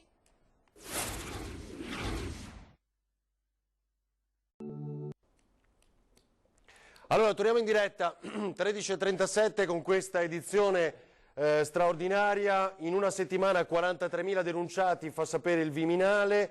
Per quanto riguarda il Cura Italia, ancora il decreto, lo stop previsto a tutti gli sfratti fino al 30 giugno. Poi abbiamo insieme in diretta in queste giornate sciolto molti dubbi che riguardavano per esempio anche la patente, il bollo auto, no? Quindi molte cose che vi abbiamo raccontato, ma anche questa definizione importante: sono sospesi tutti gli sfratti fino al 30 giugno, lo prevede una norma del decreto Cura Italia pubblicato in Gazzetta Ufficiale. La norma sospende l'esecuzione dei provvedimenti di rilascio degli immobili anche ad uso non abitativo. Allora, vedo che ha indossato una mascherina, non ha neanche l'effetto, Ilaria, su di te, l'effetto orecchie a sventola, quindi questa è una cosa importante. Certo, la mascherina sembra, però insomma tutela le tue orecchie. Allora qual è la sensazione? Perché ci sono i capelli a coprirle. Ah, ecco, va bene. No, scherzi a parte, scherzi a parte, è davvero molto comoda, anche perché la questione che si possa chiudere attraverso le orecchie è importante, è uno degli aspetti che hanno voluto sottolineare, dal momento che quelle con gli elastici, soprattutto quelle che si devono allacciare dietro proprio nella zona della nuca, sono molto complicate, cioè insomma non è che siano complicate, però creano più difficoltà. Queste che invece si possono mettere dietro le orecchie sì, sono più immediate e soprattutto stanno anche più facilmente di sopra, mentre le altre potrebbero o slacciarsi, a volte alcune con gli elastici si possono rompere, mentre questa è davvero molto comoda, permette di respirare, quindi anche perché c'è anche questo aspetto, no, in questo periodo che riguarda le mascherine, c'è chi magari soffre di claustrofobia e quindi magari si sente costretto, fa fatica a tenerle, invece con questa che ha questa dimensione che è abbastanza grande è molto più facile anche riuscire a respirare, non sentirsi troppo costretti. È consistente perché è abbastanza rigida, però allo stesso tempo è anche morbida, quindi ci si sente davvero bene, davvero a proprio agio. Questo direi che è molto importante anche proprio per il fatto di tenerla il più possibile quando si esce o se si hanno dei contatti e eventualmente anche in casa. Ribadiamo che non è un presidio medicale, questo lo ribadiamo per chi non ci avesse ascoltato prima o per chi non avesse sentito le parole del governatore Zaia, ma non si esclude che si possa invece arrivare anche a questo nei prossimi giorni attraverso tutto il lavoro e tutte le sperimentazioni che stanno continuando a fare in azienda. Importantissimo anche dire un'altra cosa, il fatto che si stiano producendo queste mascherine e che verranno distribuite nel più breve tempo possibile a tutti i cittadini non significa che si può uscire, specifichiamolo bene, cioè continuiamo a ribadire il concetto che si deve rimanere in casa. Queste sono un aiuto il più possibile utile da poter dare a tutti i cittadini che devono uscire per necessità. Ecco, avete anche visto, non so se l'abbiate visto passare, il governatore Zaia che aveva anche lui, indossava anche lui la mascherina e non se la toglie più nemmeno quando deve uscire e andare via, proprio perché è importante averla nei momenti in cui si esce e si hanno contatti. Però ribadiamo l'importanza di restare a casa. Avete sentito il governatore, neanche passeggiate, non uscite per passeggiare perché bisogna rimanere a casa il più possibile. Questi sono giorni importantissimi in cui è bene restare tra le mura domestiche, se non per appunto necessità o comunque se serve la spesa o quant'altro. Quindi ribadiamo questo concetto importantissimo perché sembra che purtroppo ancora non sia entrato nell'ottica di tutti e quindi è fondamentale ripeterlo. Ecco, Ilaria, ti sembra che regga, cioè, siccome il governatore ha detto di averla testata anche, no, credo più di qualcuno, mentre Parmigiani aveva una versione intermedia perché hanno fatto diversi tentativi chiaramente in questi giorni che sono rimasti nascosti, anche se, ripeto, sì, da settimana scorsa ripetiamo questo scenario perché proprio lo disse qui Zaia, dando poi successivamente anche una cifra precisa, 2,5 milioni al giorno, saremo in grado di stampare 2,5 milioni al giorno di mascherine, così è. Abbiamo addirittura sentito Franceschi dire 3-4 milioni invece l'obiettivo nell'arco di qualche giorno. Ma detto questo, si può tenere molte ore, si respira meglio, giusto? Segue i movimenti, insomma quelle cose semplici pur non avendo... Io mi sento di dire assolutamente di sì, anche perché teniamo in considerazione, magari per un uomo può essere più facile perché ha i capelli corti, ha meno cose, ma a livello proprio insomma di un capello lungo oppure non so, molte donne indossano gli orecchini eccetera, è particolarmente comoda. Io di mascherine ne sto indossando in questi giorni, soprattutto quelle che sono state fornite anche a livello aziendale, però e quindi posso anche poter fare il paragone e testare. Questa è davvero comoda, davvero anche secondo me efficace e utile, perché il materiale è consistente, cioè sembra proprio, chi poi avrà modo di toccarle al tatto, sembra proprio resistente, si ha la sensazione di tenere in mano una cosa che resiste, che regge. Va bene. Senti Ilaria, poi se vuoi tenerla ovviamente o toglierla, insomma, siccome è importante cominciare a raccontare cos'è questa mascherina a tutti quelli che ci seguono, vuoi fare un po' un riepilogo di quello che è stato detto? Che poi noi magari non abbiamo sentito anche nell'intervista a Franceschi.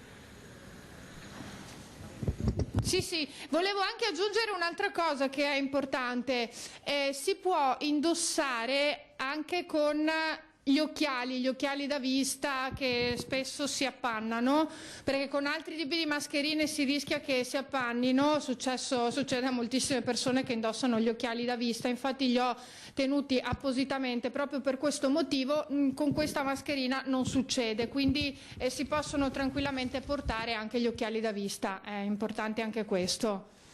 Allora, dicevamo, per quanto ha detto proprio anche il Presidente Franceschi e il Governatore Zaia, importantissimo, perché questo tipo di mascherine coprono l'80% della popolazione, dunque insomma non è il presidio medico, quindi non riguardano il personale medico, sanitario, i medici di base di cui si sta continuando a parlare, a cui servono gli altri presidi, ma l'80% della popolazione. Ci terrei a dire una cosa, un tema che ha affrontato il Governatore proprio aprendo la conferenza e dando i consueti dati giornalieri. A chi dice che quando si parla di anziani, scusate ma c'è l'auricolare che mi sta facendo cadere la mascherina, quindi l'ho dovuta togliere un secondo. Ha voluto dire gli anziani vanno tutelati, rispettati e curati. Ha usato proprio queste tre terminologie, esattamente come tutte le altre fasce deboli. Si è molto arrabbiato perché a volte si sentono questi commenti davvero quasi cattivi e sgradevoli quando si parla delle vittime di coronavirus, che sono per la maggior parte anziani. Questo non significa assolutamente niente, perché gli anziani sono una fascia debole della popolazione, tanto quanto lo possono essere i bambini e le persone immunodepresse. Anche qui ha citato proprio uno dei tanti video che si stanno vedendo arrivare, soprattutto dai bambini dell'ospedale, che chiedono di rimanere a casa, certo, anche per tutelare loro che sono già molto provati e indeboliti fisicamente. Fatto vedere nei giorni scorsi, ti ricordi Ilaria? È quel video che il nostro pubblico ha già visto e casomai mostreremo nuovamente. Adesso credo che lo abbia condiviso dal proprio profilo il Presidente o comunque su Instagram, poi lo vedremo insieme di nuovo. Prego Ilaria. Ecco sì, volevo dire che il Presidente poi di Grafica Veneta ha detto che cercheranno di produrne dai 500 ai 700.000 pezzi al giorno. È vero sì che queste mascherine sono usa e getta, però si possono utilizzare anche quotidianamente, non è necessario magari gettarle dopo un'ora, insomma dipende tutto dall'utilizzo che se ne fa e anche da come si tengono. Non è sbagliato continuare a ricordare quanto avesse detto il Governatore Zaia nei giorni scorsi, ovvero che possedere una mascherina in questo periodo è come avere un oggetto di oro in casa, vista la difficoltà nel reperirle. Scusami, visto che tantissime persone sono ancora senza. Ma solo una precisazione, cioè siamo già in grado di stampare tra le 500.000 e le 700.000, settimana prossima 1,5 milioni, nell'arco di brevissimo molto di più. Ecco, questo è il dato, mi sembra di aver capito. Ecco, ma, sì. Ecco. Sì. Uscendo prima poi il Presidente, c'è anche il titolare dell'azienda ci ha anche detto che stanno veramente lavorando giorno e notte, che non si fermano un attimo. All'interno ci sono 500 dipendenti, quindi io rivolgerei un plauso anche a loro, non solo per l'idea grandiosa che hanno avuto, ma anche per tutti i dipendenti che, come tante categorie, in questo momento stanno lavorando più del solito proprio per la popolazione in questo caso, e per cui è importante secondo me in questo momento, ovviamente oltre i medici, gli infermieri, tutto il personale sanitario, ringraziare anche tante altre categorie, tante altre dipendenti e persone che si stanno facendo davvero in quattro, stanno lavorando il doppio della normalità, proprio perché questo periodo lo sta richiedendo. Va bene, hai altro da aggiungere? Che qui abbiamo una marea di domande anche dei nostri telespettatori. Qualcuno diceva perché non le distribuiscono fuori dai supermercati, è proprio quello che ha detto il Governatore, forse aveva scritto pochi istanti prima di sentirlo. Altro, Ilaria? Sì, no, allora è proprio una domanda che gli è stata rivolta in conferenza stampa, no? Come verranno distribuite, perché alla fin fine sappiamo che è questo che i cittadini vogliono sapere. Bene, spetterà alla protezione civile e faranno in modo di farli avere a più famiglie possibile nel più breve tempo possibile, quindi sì, anche al di fuori dei supermercati oppure attraverso le vie, insomma troveranno di sicuro un modo e un sistema. Ovviamente le attività che sono aperte sono pochissime, perché sono i supermercati e le farmacie, per cui insomma è poco altro, per cui sarà ideale andare proprio all'esterno di queste attività e poi di via in via, di zona in zona. Lo stanno valutando mano a mano, ma quello che è l'obiettivo principale è di diffonderle, di distribuirle il prima possibile a più famiglie possibile. Un'altra cosa importantissima ha detto il governatore, e lo sappiamo perché arrivano anche a noi queste segnalazioni di persone che vanno in farmacia ad esempio per comprare evidentemente, palesemente magari delle cose che non servono, tipo ha fatto un esempio, non so, la citrosodina e quant'altro. Ecco, non fatelo, magari può diventare anche noioso rimanere troppo a casa, ma alla fine quello che vi si chiede è di restare a casa. Trovate il modo di farlo, non lo so, c'è chi si mette a cucinare, chi organizza attività per i bambini, chi si dedica anche a creare dei video che poi diventano virali, magari per strappare un sorriso, ma insomma di cose da fare in casa ce ne possono essere, se ne possono trovare. Tutti ci rendiamo conto quanto sia difficile proprio adesso che magari sta arrivando la primavera e quindi sì, la voglia di uscire è tanta, dopo soprattutto un inverno anche pesante e sotto certi aspetti rigido, perché mi viene in mente quello che può essere stato l'inverno veneziano con l'acqua alta e quello che poi è andato di seguito. Però rimanete a casa, portate pazienza in questo periodo, perché più si resta a casa ora più la possibilità di uscirne quanto prima si può avvicinare. Se invece non si rispettano le regole si rischia di andare avanti davvero molti e molti mesi. Va bene, grazie davvero Ilaria. Se hai poi altri aggiornamenti, qualsiasi altra cosa, torniamo a collegarci con te. Tra poco riproporremo anche il tuo test della mascherina, diciamo, in modo che i nostri telespettatori possano vedere, vivere attraverso le tue prime sensazioni che cos'è questa mascherina, che a breve, insomma, immaginiamo e speriamo sarà distribuita a tutti, va bene? Va bene, grazie. Grazie, buon lavoro Ilaria Marchiori e a Sandro Ponchio. Esattamente, immaginavo, è quello che dicevo prima. Grazie Marta per l'ulteriore segnalazione, siccome lo vediamo dai tantissimi messaggi, le domande, le richieste via tramite pagina Facebook di Antena 3, da Bologna ci hanno scritto adesso come si fa ad avere la mascherina, sapere, vedere Antena 3, ora lo potete fare attraverso i social, quindi il nostro streaming, ma lo streaming ha talmente tante migliaia di persone, quindi non sempre regge all'urto di queste visualizzazioni. Allora abbiamo attivato anche lo streaming sulla pagina Facebook, se volete condividerlo. Comunque la preoccupazione ovviamente è che ora ci sia questo assalto alla ricerca della mascherina, e per il quale, cosa per la quale continuiamo a dirvi: portate pazienza, perché sennò poi vanifichiamo l'effetto delle distanze e dell'isolamento. Andiamo in pubblicità ancora? Allora, pochi istanti, sì, va bene, poi ci colleghiamo con la Presidente di Confindustria Belluno, che ha notizie per noi e molti altri servizi e aggiornamenti. A tra poco.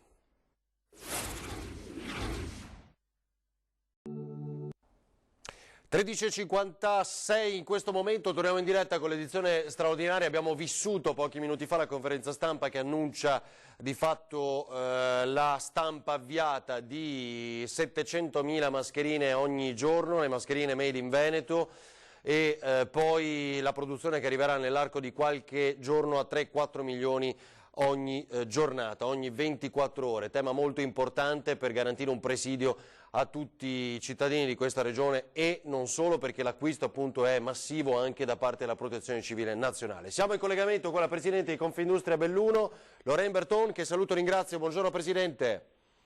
Buongiorno a tutti. Senta, anche voi vi siete dati da fare, no? Con la solidarietà. Sì, assolutamente sì. Gli industriali di Belluno hanno partecipato in modo attivo all'acquisto di 2 letti attrezzati li ha già donati all'ULSS di Belluno Dolomiti.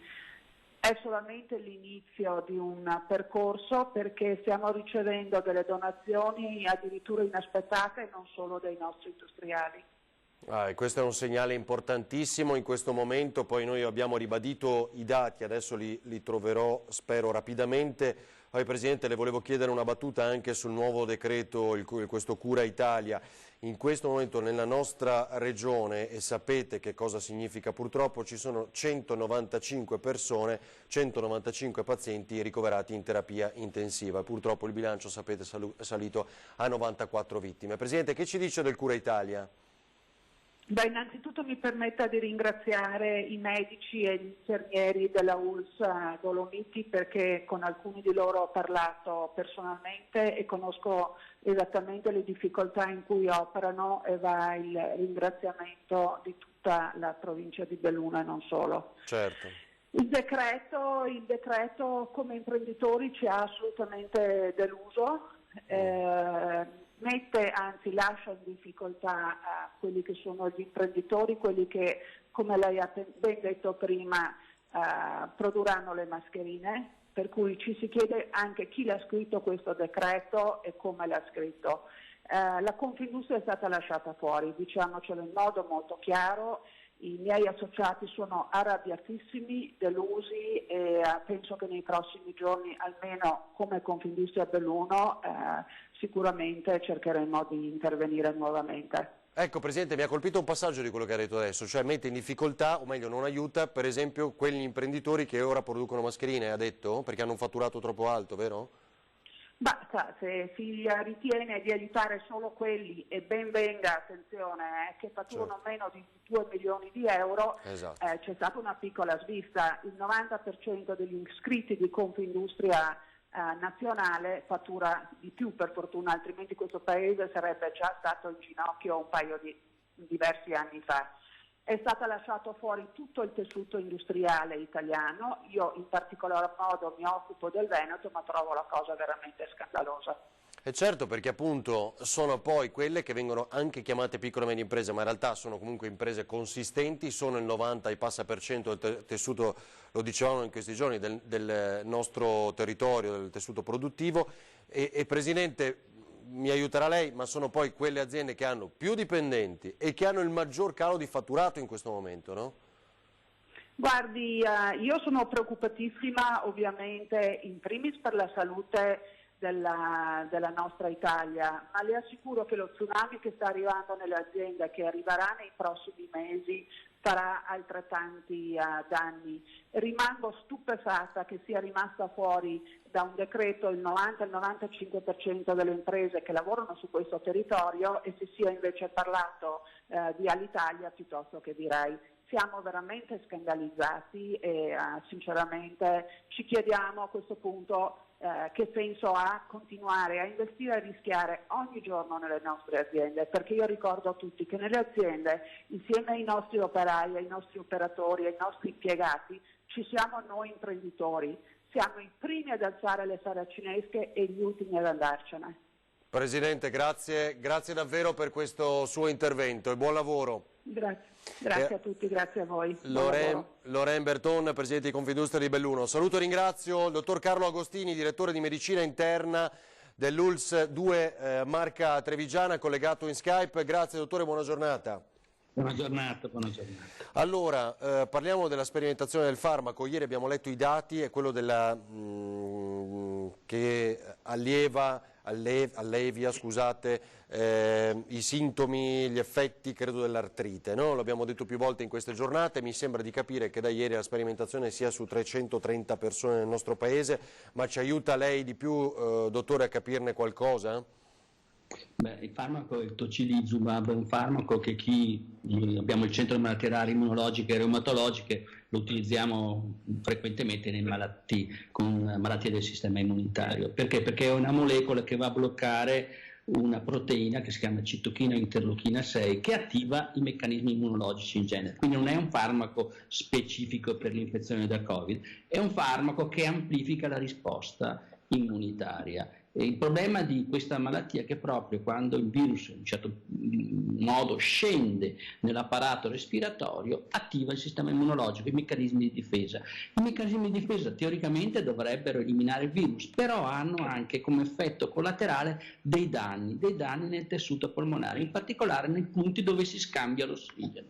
In conseguenza il paziente diventa ipossemico, va in insufficienza respiratoria. Tocilizumab interviene proprio in questo punto, va a bloccare l'esagerata risposta immunologica.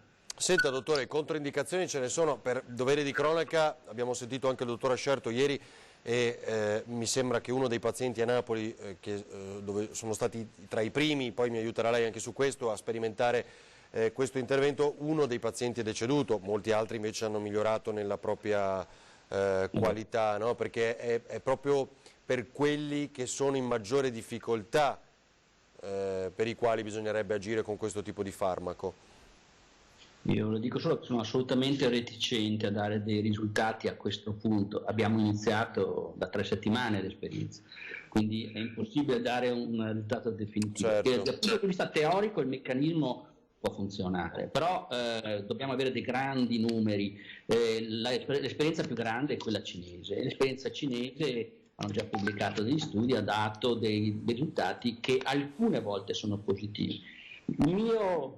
La mia impressione è che noi stiamo tentando di dare il farmaco quando la malattia è un pochino avanzata, quando il paziente è magari intubato, e in effetti anche nella nostra esperienza pazienti intubati dopo il farmaco è stato possibile levare questa procedura aggressiva dell'intubazione, ma però sarebbe molto meglio che non arrivassero ad essere intubati, quindi partire prima dell'aggressività della risposta stessa, e quindi stiamo cercando ma i risultati ci vorranno mesi per averli, cercare di identificare il punto in cui si riesce a bloccare questa esagerata risposta immunologica, quindi prima basando su che cosa? Su alcuni indici, i livelli di interleuchina 6, ma anche delle molecole. C'è stato un recente lavoro sull'Lancet che ha dimostrato ad esempio che ci sono 2 molecole, poi non dice niente, ma uno è il D-dimer, l'altro la ferritina, che sono prognostici di progressione. Ecco, è importante andare a vedere se queste proteine, che sono, secondo alcuni autori, prognostici di progressione, possono darci un indice utile per dover iniziare la terapia.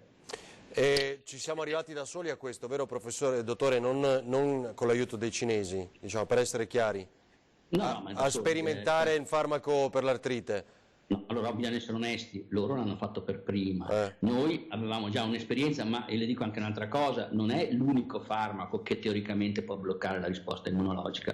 Abbiamo dei farmaci, questo è contro il recettore dell'interleuchina 6, ma ci sono dei farmaci che sono disponibili commercialmente anche contro la stessa molecola. Poi ci sono degli altri farmaci che bloccano altre citochine. Direi che i prossimi mesi saranno dedicati proprio a questo, se ci sono delle altre vie che in modo analogamente potente possono bloccare questa esagerata risposta. Quindi siamo solo all'inizio di una strada inesplorata per tutti. Inesplorata per tutti, ha chiarito molto bene, e tra l'altro mi sembra di capire da quello che lei appunto ha detto che in questo momento lo stiamo dando in via sperimentale, l'abbiamo capito bene, a determinati soggetti, ma comunque che già sono intubati, quando l'obiettivo sarebbe magari nelle prossime settimane riuscire a prevenire questo intervento invasivo, è vero dottore? Noi abbiamo trattato una decina di pazienti, ma se riusciamo a ampliarlo, questa esperienza anche su pazienti che sono a fasi più precoci di quella che è già progredita, insomma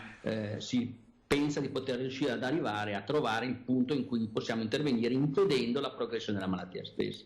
Senta, dottore, un'altra cosa che le volevo chiedere è l'ibuprofene, quella notizia che poi abbiamo letto ieri, ecco, ci può aiutare un po' a capire, non prendere questo tipo di farmaco in questi giorni se non prescritto al proprio medico? È una vecchissima storia, l'ibuprofene e anche il cortisone stesso, perché poi più o meno il meccanismo analogo, sono vecchi lavori all'inizio degli anni 2000 che dicevano che in sostanza questi farmaci sono in grado di ridurre la produzione di anticorpi. Allora, sulla base di questo dice: perché ridurre la produzione di anticorpi, che sono dei meccanismi di difesa in corso di un'infezione? potrebbe progredire. In effetti questo potrebbe essere, ma diciamo che dal punto di vista teorico ci sono sia anticorpi che sono buoni, quindi neutralizzano il virus, ma purtroppo in questa malattia è verosimile che ci siano anche degli anticorpi che sono autoaggressivi, quindi non sappiamo come sia la bilancia. Quindi perché primo non nocere, cioè dice un vecchio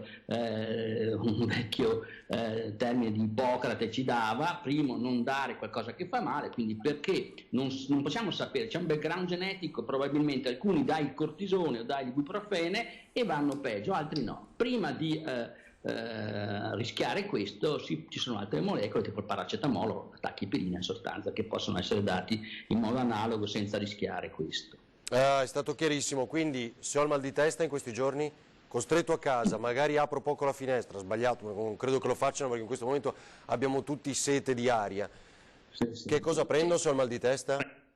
Il paracetamolo è una molecola molto tranquilla che possiamo prendere senza andare a inibire delle vie, si chiamano le prostaglandine ad esempio, che sono date da questi farmaci tipo il bufrene, ma non solo e anche altri, che in teoria in alcuni pazienti predisposti potrebbero essere pericolosi. Grazie davvero dottore, grazie è stato chiarissimo. Grazie. Buon lavoro, arrivederci. Soprattutto a voi buon lavoro. Grazie e arrivederci. Era appunto Carlo Agostini, direttore di medicina interna dell'ULSS 2 Marca Trevigiano, ci ha spiegato molte cose, spero sia stato utile come sempre approfondire insieme tutte queste tematiche. Ultimo break e poi altri aggiornamenti.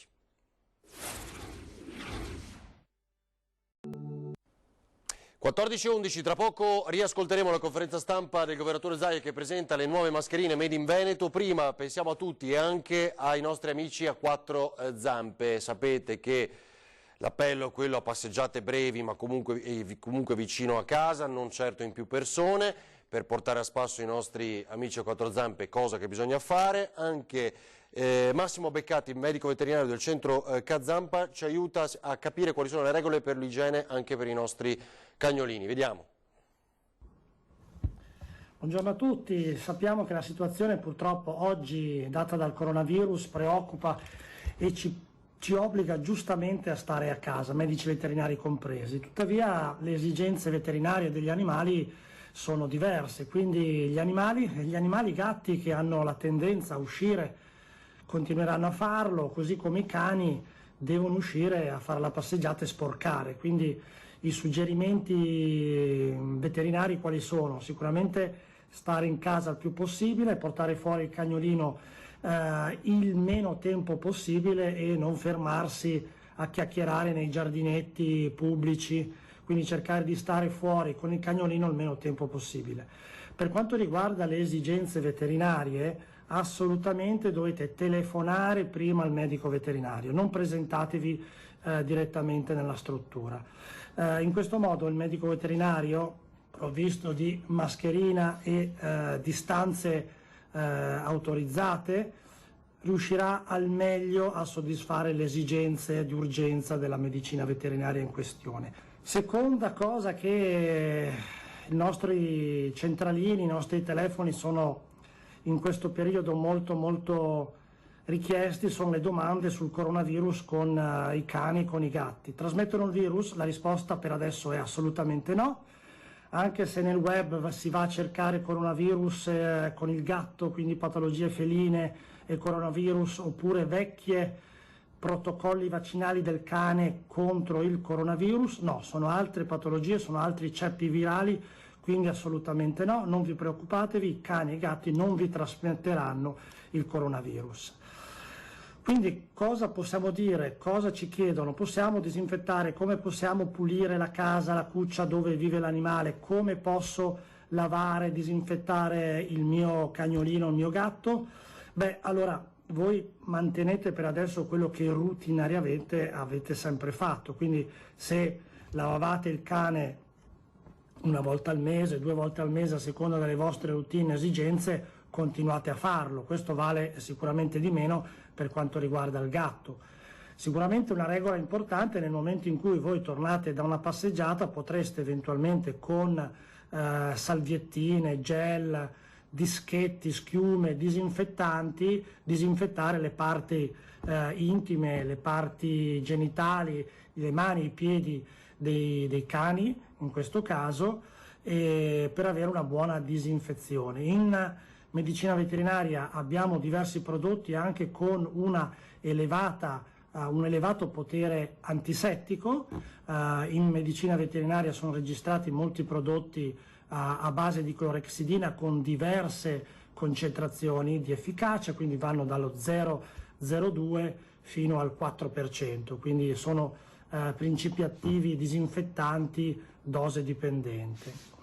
E come ultima regola sicuramente ricordatevi che purtroppo in questa stagione, marzo-aprile, del coronavirus, pulci, zecche, filaria, leishmanie, purtroppo non gliene frega più di tanto, quindi di conseguenza ricordatevi che dovete comunque trattare con gli antiparassitari proprio per evitare di avere, oltre al problema coronavirus, anche altri agenti patogeni in casa, che in questo momento proprio non è il caso. Di conseguenza posso dire forza ragazzi, forza colleghi, e andrà tutto bene. Molto, molto interessante anche questo perché qui sappiamo, amiamo tutti gli animali, una percentuale maggiore dei residenti nel nord-est ha rispetto al resto d'Italia un animale d'affezione in casa. Massimo Beccati, medico veterinario del centro Cazampa. Prima di riascoltare Zaia la presentazione delle mascherine Made in Veneto, vi leggo un aggiornamento: niente uscite in barca anche in solitario o immersioni subacquee o nuotate in tempi di coronavirus. Raggiungere la barca o la spiaggia comporterebbe uno spostamento non giustificato da esigenze di lavoro, situazioni di necessità o esigenze di salute e quindi violerebbe il DPCM. Ha spiegato il Ministro dei Trasporti, ribadendo anche a capitanerie, circoli nautici e porti turistici. Il nodo non è tanto il veleggiare o il nuotare, che non comporterebbe contatti che possono propagare il virus.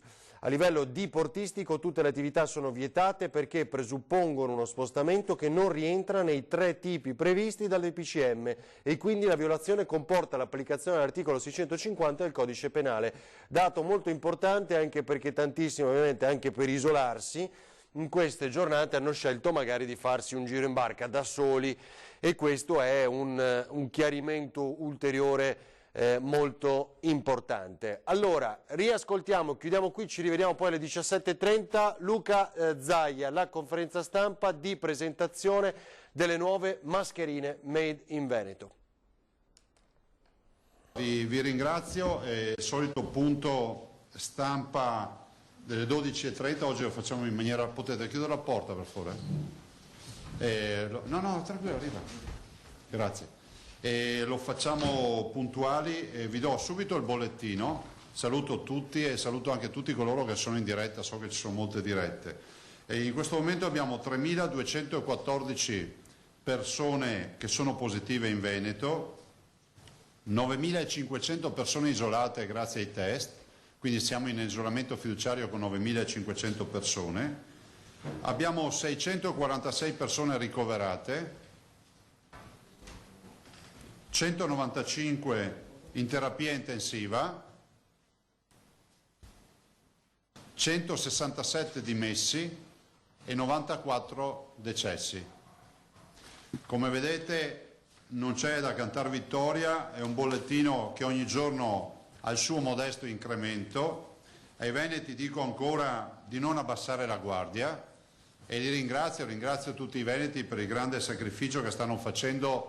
Sicuramente a tutela della propria salute, ma anche a tutela di quello che è la salute della comunità, perché questo gesto di isolamento fiduciario, di messa in quarantena fiduciaria, di non uscire di casa, di stare in casa, penso ai tanti ragazzi che ringrazio e saluto, è sicuramente un sacrificio, ma anche la volontà di pensare anche a chi è più debole di noi, chi è in condizioni di salute di certo non perfette, penso ai tanti anziani. Noi non siamo la comunità che pensa che gli anziani siano un residuo del sociale. Gli anziani sono coloro che oggi ci permettono di vivere in questo Veneto, quindi gli anziani vanno rispettati, vanno tutelati, vanno curati assieme a tutte le fasce deboli. Pensate ai bimbi immunodepressi, abbiamo pubblicato un video toccante della Teen Zone della clinica oncoematologica con tutti i ragazzi, i teenager che hanno avuto malattie oncologiche che fanno appello agli altri coetanei e tutti dicendo dateci una mano, noi non possiamo incontrare il coronavirus, fate in modo che non si diffonda. Ovvio è che l'appello che faccio è quello di restare in casa, di farlo il più possibile, di fare in modo che si esca solo per motivi validi, che sono quelli ovviamente lavorativi e che sono i motivi magari indifferibili, che sono quelli di andare a trovare una persona in cura o avere altri impegni indifferibili. Ringrazio tutti quelli che stanno lavorando, il mondo della sanità, non finirò mai di ringraziarlo, tutti coloro che, insomma, che si stanno dando da fare, i volontari, i tantissimi volontari, penso a quelli che vanno dagli anziani a portare la spesa, penso a tutti coloro che assistono disabili, insomma a tutti coloro che fanno un'attività di volontariato oltre a coloro che nella sanità lavorano.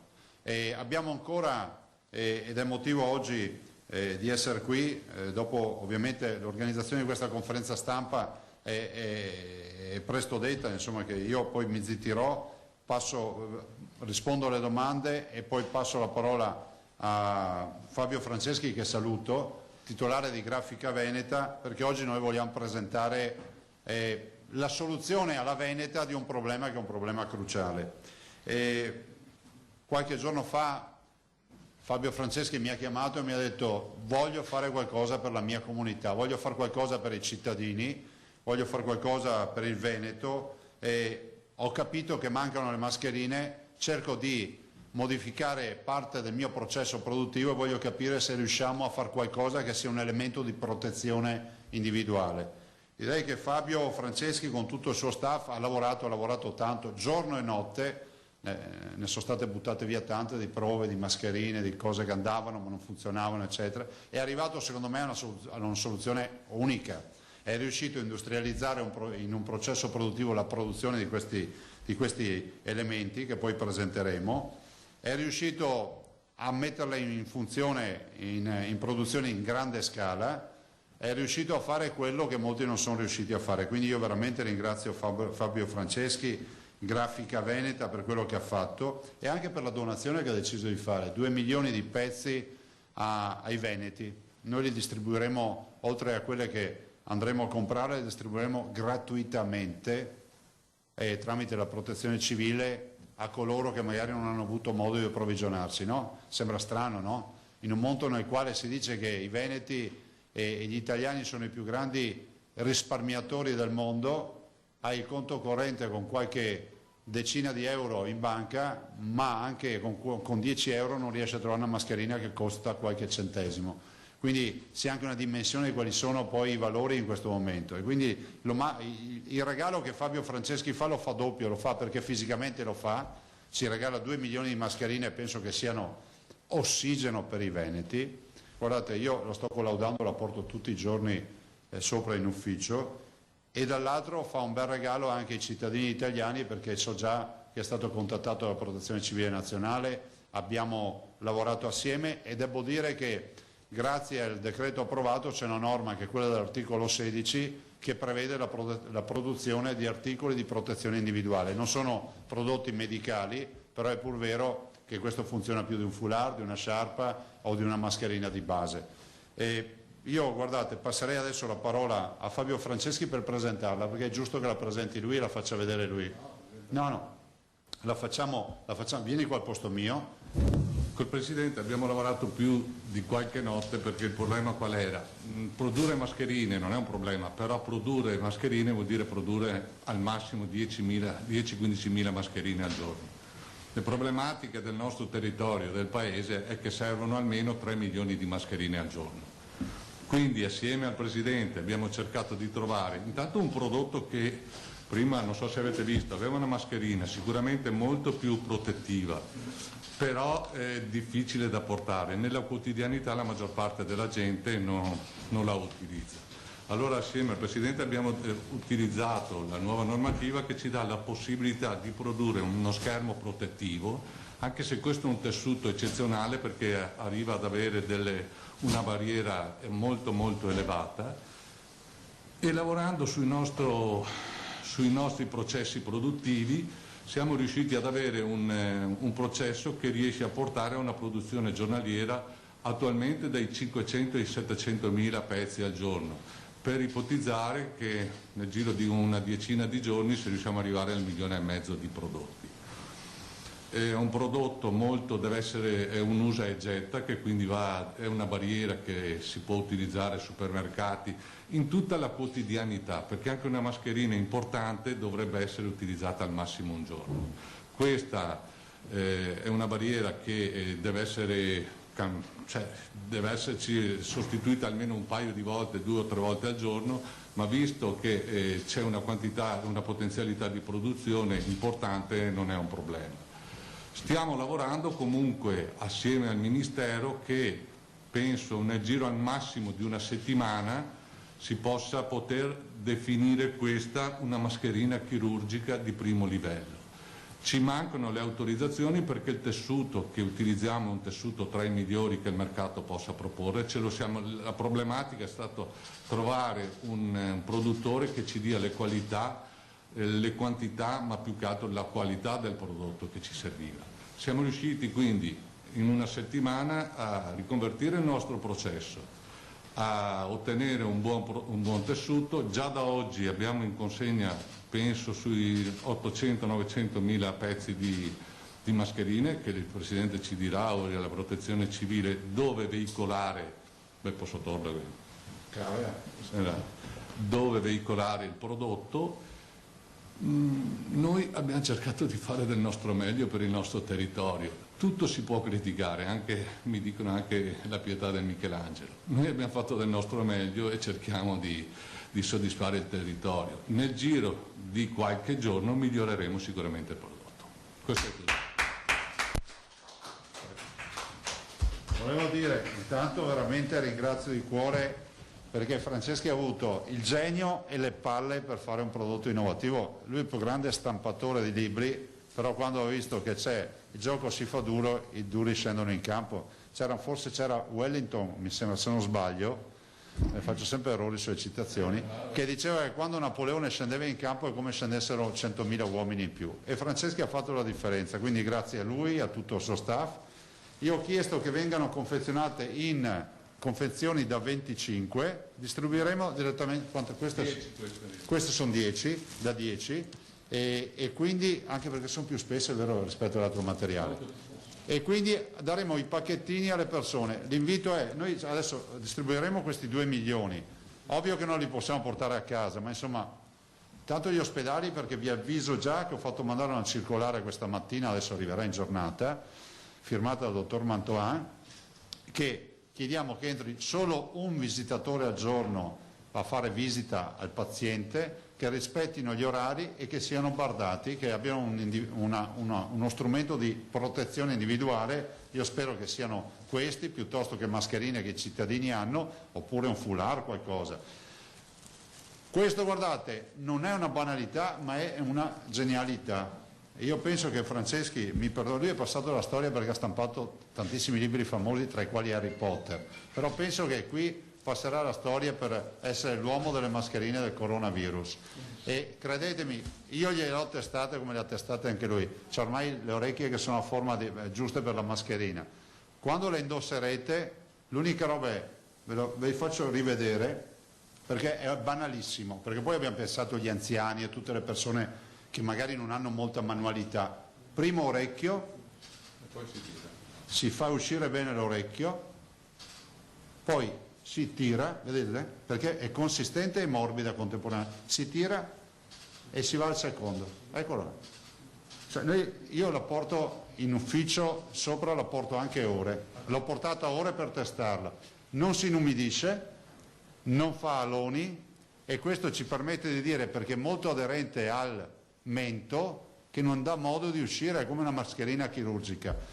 A mio avviso lui dovrà produrre le mascherine per tutti, e comunque io voglio che i veneti siano protetti, per cui grazie Fabio Franceschi, e Franceschi ci teneva assieme a me a omaggiare i primi pacchetti ai giornalisti, così le utilizzate e le recensite anche in maniera positiva. Capite che qui c'è il genio e la creatività veneta, tutta veneta di Franceschi. Devo dire una cosa che Franceschi non lo dice, ma qui di prove ne ha fatte veramente tante, penso che siano andate via camionate di materiale in prove, anche perché ogni prova prevedeva poi scatoloni che testavamo, provavamo, per dire se Carlo Parmegiani, lo guardate, sta portando una delle prove, Parmegiani sta portando una delle prove intermedie